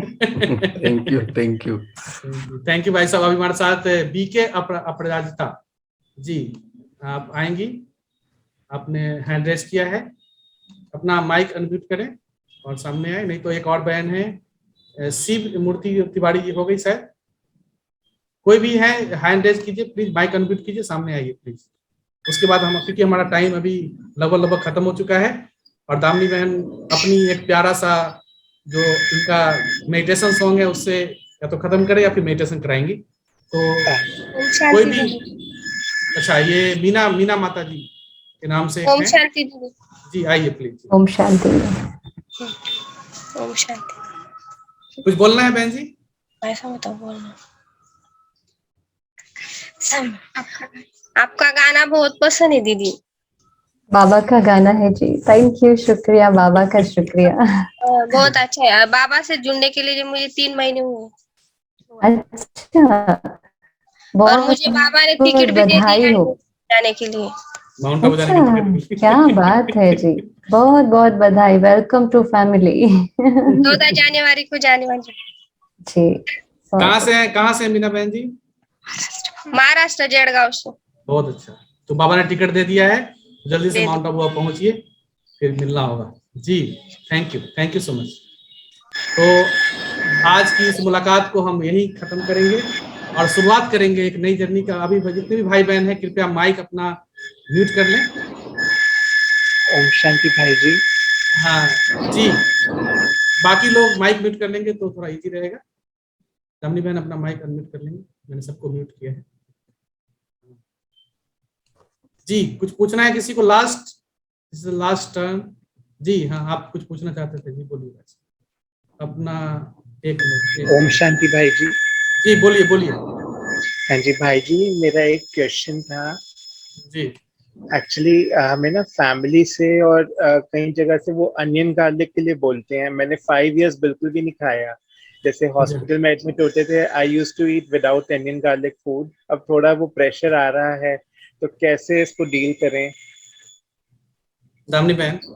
हाँ जी, मुझे थोड़ा ब्रेक हो रहा था, आवाज समझ नहीं। ये हॉस्पिटल में कई बार एडमिट होते हैं और लोग इनको गार्लिक ओनियन खाने के लिए जिद करते हैं, अच्छा, I haven't eaten for last 5 years, but अब सबका प्रेशर अब बढ़ रहा है। मैंने उनको लॉजिकली एक्सप्लेन भी किया है। एक्चुअली एक बार जयंती दीदी ने टेलीविजन पे बहुत अच्छे से एक्सप्लेन किया था इसका जो साइंटिफिक रीजन है। आई एम जी एक्सप्लेनिंग दिस टू एवरीवन कि what is the difference between sattvik food and tamasik food. पूरा जी, एक्सप्लेन करते हैं, but still they do not get satisfied and फिर थोड़ा सा वो क्लैशेस हो जाते हैं। So how to deal with it? जबरदस्ती करते हैं क्या आपके साथ कि यही खाना है? देते ही नहीं है, मतलब प्याज लहसुन वाला ही खाना है ऐसा कहते हैं या फिर? ऐसे कहते हैं। बाकी उन्होंने थोड़ा पीछे 1 वीक पहले थोड़ा इंसिस्ट भी किया and I had to eat for my mother because उनको कुक करना पड़ता है फॉर एवरीवन, अलग बनाना पड़ता है। तो मुझे अच्छा नहीं लगा बिल्कुल भी, honestly speaking. So how should I deal with this? Baba को याद करके उस भोजन को सकाश दे करके स्वीकार करो, because you have no choice, no other choice. कोई है अगर जो आपको बना के दे सकता है तो बहुत अच्छा है, या कोई ऐसा आप फैमिली में कोई ऐसा सहयोगी हो जो आपको अलग से बना कर दे। एक्चुअली तो देखो, बाबा के ऊपर निश्चय होना तो थोड़ा सा सहन, ये परीक्षा है। आपके पास सब्जी आती है ना, सब्जी छोड़ दो, ओके। लेकिन अपनी हेल्थ को खराब करके नहीं। आप ठीक नहीं हो फिजिकली, आपके क्या रिपोर्ट से क्या प्रॉब्लम है आई डोंट नो, तो मैं ऐसा नहीं कह रही हूँ कि बिल्कुल नहीं खाना है, बट जिसमें प्याज है उसको छोड़ दो, है ना, प्याज है उसको छोड़ दो। और फिर भी कुछ ऐसे मेडिकल कंडीशन है आपकी कि आपको खाना ही खाना पड़ रहा है वो चीज, तो फिर तो मीरा वाला ही चीज अपनाना पड़ेगा। मीरा के जहर के प्याले को कैसे अमृत बना दिया था, तो वो प्रयोग। मुझे बेसिकली न्यूरोलॉजिकल प्रॉब्लम्स हैं। आई have undergone 3 brain surgeries and 2 spine surgeries. एक ब्रेकियल प्लेक्सस का भी हुआ है एंड अभी एक मैस्टॉइड बोन मैस्टॉइडाइटिस का भी हुआ है। I have undergone 7-8 surgeries, major ones. Okay, तो आप कोई अच्छे से डायटिशियन को लेकर के उनके हिसाब से आप अपनी फैमिली को बोलो, डायटिशियन ने भी मुझे मना किया है इसलिए आपको ऐसे देना पड़ेगा। थोड़ी युक्ति भी पड़ती है ना बाबा की, ऐसे तो इजीली तो नहीं पास हो सकते हैं, तो युक्ति से भी आप कर सकते हो। और फिर कोई चांस नहीं है तो फिर बाबा को याद करके, लेकिन अगर युक्ति रच के आप इसको कर सकते हो तो वो बेटर है कि आप बोलो कि मैं डायटिशियन से कंसल्ट कराऊं और वही डायटिशियन ने भी मना किया है, ऐसे करके फिर आप फैमिली को बोलो कि ये तो हेल्थ के लिए है ना, मैं नहीं बोल रहा हूँ, डॉक्टर बोल रहा है। तो डॉक्टर बोलते ना वो लोग मान लेते हैं, फैमिली का थोड़ा वो होता है, तो फिर उस हिसाब से युक्ति से जाओ, युक्ति से मुक्ति प्राप्त करे। बाबा के ज्ञानी बच्चे हो आप, सब कुछ अंदर का है, अंदर से आप स्ट्रांग रहो और युक्ति से थोड़ा सा चलो तो आगे सॉल्यूशन मिल जाएगा। मैं चाहता हूँ कि आप जरूर मिलेगा आपको, ठीक है? Thank you so much. Okay brother, thank you so much. तो अभी हम अभी अपना माइक म्यूट कर लीजिए प्लीज ब्रदर जी। तो थैंक यू सो मच। थोड़ा सा डिस्टर्बेंस आ रहा था हमारे दर्शकों को, थोड़ा सा उन भाई की तरफ से थोड़ा सा कुछ आ रहा था, ऐसा कुछ डिस्टर्बेंस, इसके लिए मैं क्षमा प्रार्थी हूँ। और हमारा टाइम भी लगभग खत्म हो गया है, खत्म ही हो गया है, ये क्वेश्चंस कुछ ज्यादा ही हो गए थे, लेकिन फिर भी हमारे साथ दामिनी बहन जुड़ी, इतना लंबा यात्रा जो जीवन की यात्रा है उसको शेयर किया, अपने जीवन के बहुत सारे अनमोल एक्सपीरियंसेस शेयर किए। इसके लिए तहे दिल से दामिनी बहन का बाबा की तरफ से और ब्राह्मण परिवार की तरफ से बहुत बहुत शुक्रिया, बहुत बहुत धन्यवाद। और अभी हम एक स्पिरिचुअल जर्नी में चलेंगे। इस प्रोग्राम को लाइट रहे और बिल्कुल लाइट जलता रहे, बाबा की आपके चेहरे पे इस तरह से मुस्कुराहट बनता रहे। कई भाई बहनों ने आपके गाने, आपकी मुस्कुराहट की तारीफ की, रूहानी मुस्कुराहट, रूहानी मुलाकात में आज हमारे साथ दामिनी बहन जुड़ी, इसके लिए बाबा का थैंक्स। सभी भाई बहनों का थैंक्स जो हमारे साथ जुड़े हैं यूट्यूब पे। इस रिकॉर्डिंग को आप बाद में भी सुन सकते हैं हमारे मधुर झंकार यूट्यूब चैनल पे, ये अवेलेबल रहेगा दामिनी बहन के साथ का इंटरव्यू। और अभी हम दामिनी बहन से रिक्वेस्ट करेंगे, या तो आप मेडिटेशन कराएं बाबा का प्यारा सा, या तो फिर अच्छा सा कोई गाना ऐसा गाएं कि हम बस बाबा की याद में खो जाएं। तो ये आपसे रिक्वेस्ट है लास्ट, और फिर हम इस यात्रा की, इस रूहानी यात्रा की आज आपके गाने से या फिर मेडिटेशन से खत्म करें। शुक्रिया, जितने भी जुड़े हैं उन सभी बाबा के फरिश्तों का बहुत बहुत शुक्रिया। सबसे पहले तो मैं एक्चुअली हमारे आदरणीय रानी दीदी से फेस टू फेस कभी मिलना नहीं हुआ, लेकिन मेरा तहे दिल से बहुत बहुत बहुत प्यार दीदी को भेजना भाई, और शुक्रिया भी करना, मौका मिला तो दीदी से मिलेंगे। और बाबा का शुक्रिया, सबका शुक्रिया, परिवार का शुक्रिया। एक गीत आज बाबा ने मुरली में कहा ना, बाबा ही एक संसार है, तो उसी गीत का कुछ गुनगुनाना चाहती हूँ।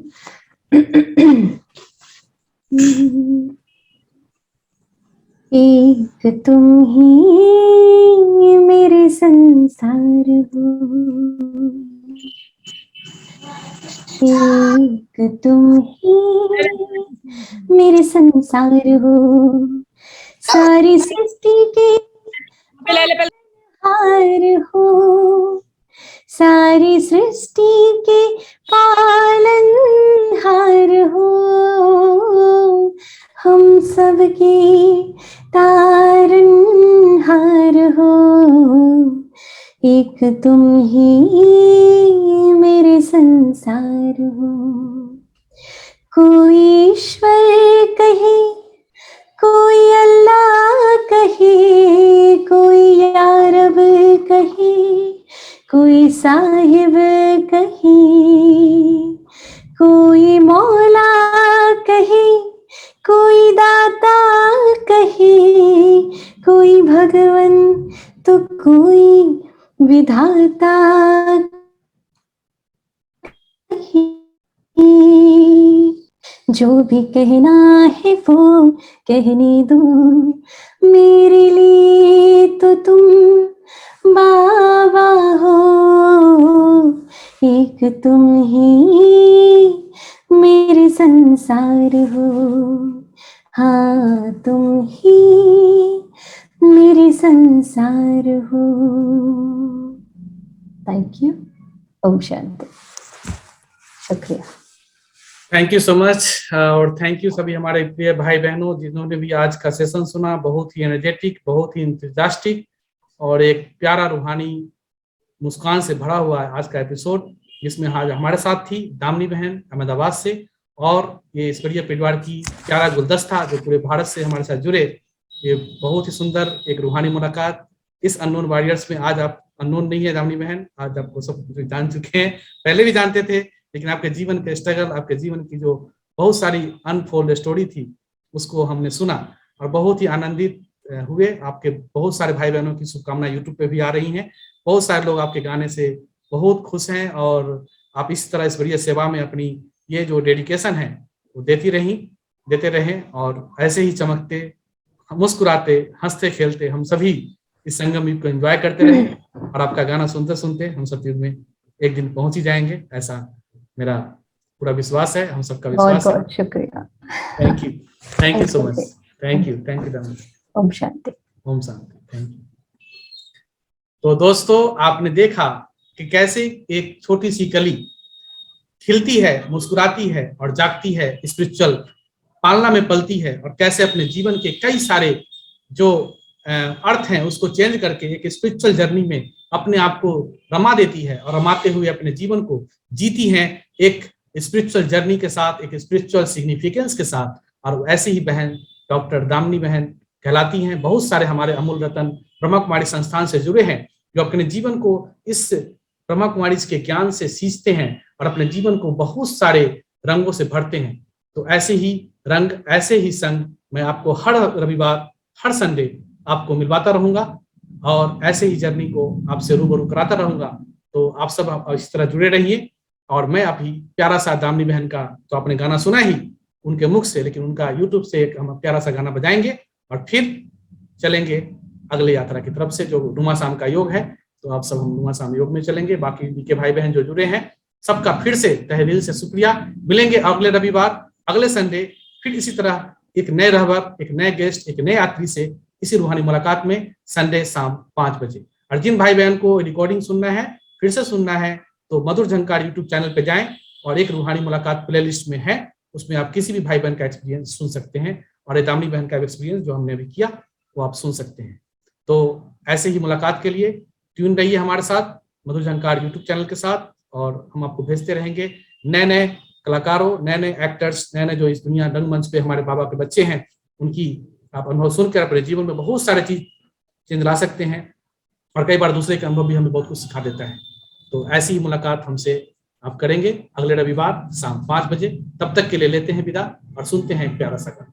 ओम शांति।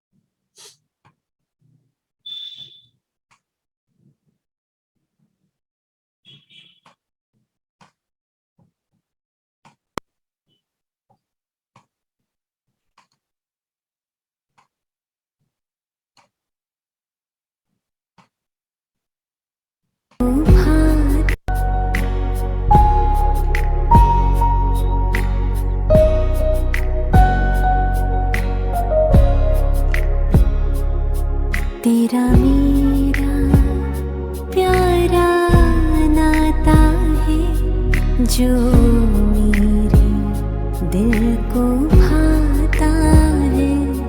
तेरा मेरा प्यारा नाता है जो मेरे दिल को भाता है। तेरे स्नेह का ऐसा जादू है, तेरे स्नेह का ऐसा जादू है। तू ही तू नजर मुझे आता है। ओ मेरे बाबा, ओ मेरे बाबा, प्यारे बाबा, ओ मीठे बाबा।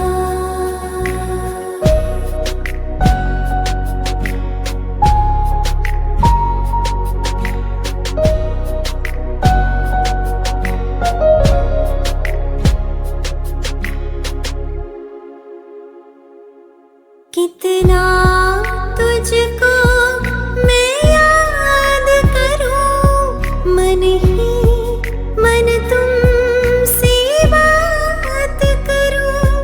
यूं कौन करेगा प्यार मुझे, ये सोच के दिल भर आता है। तेरा मेरा प्यारा नाता है जो मेरे दिल को भाता है। तेरा मेरा प्यारा नाता है जो मेरे दिल को भाता है। तू ही तो नजर मुझे आता है, तू ही तो नजर मुझे आता है। एक धुन मेरा मन गाता है। ओ मेरे बाबा, ओ मेरे बाबा, प्यारे बाबा, ओ मेरे बाबा, मेरे बाबा, ओ मेरे बाबा, प्यारे बाबा, ओ मेरे बाबा।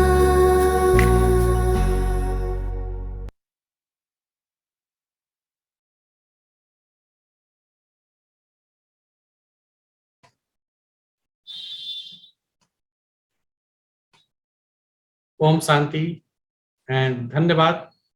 We will meet again on next Sunday 5 PM live on the same channel, YouTube channel Madhur Jhankar. And फिर से एक रूहानी मुलाकात में आपके साथ एक नए गेस्ट आएंगे और हम सुनेंगे उनकी कहानी, उनकी जुबानी अगले संडे शाम 5 बजे। तब तक के लिए लेता हूँ विदा। आपका होस्ट अरविंद भाई का सबको ओम शांति। धन्यवाद। Thank you.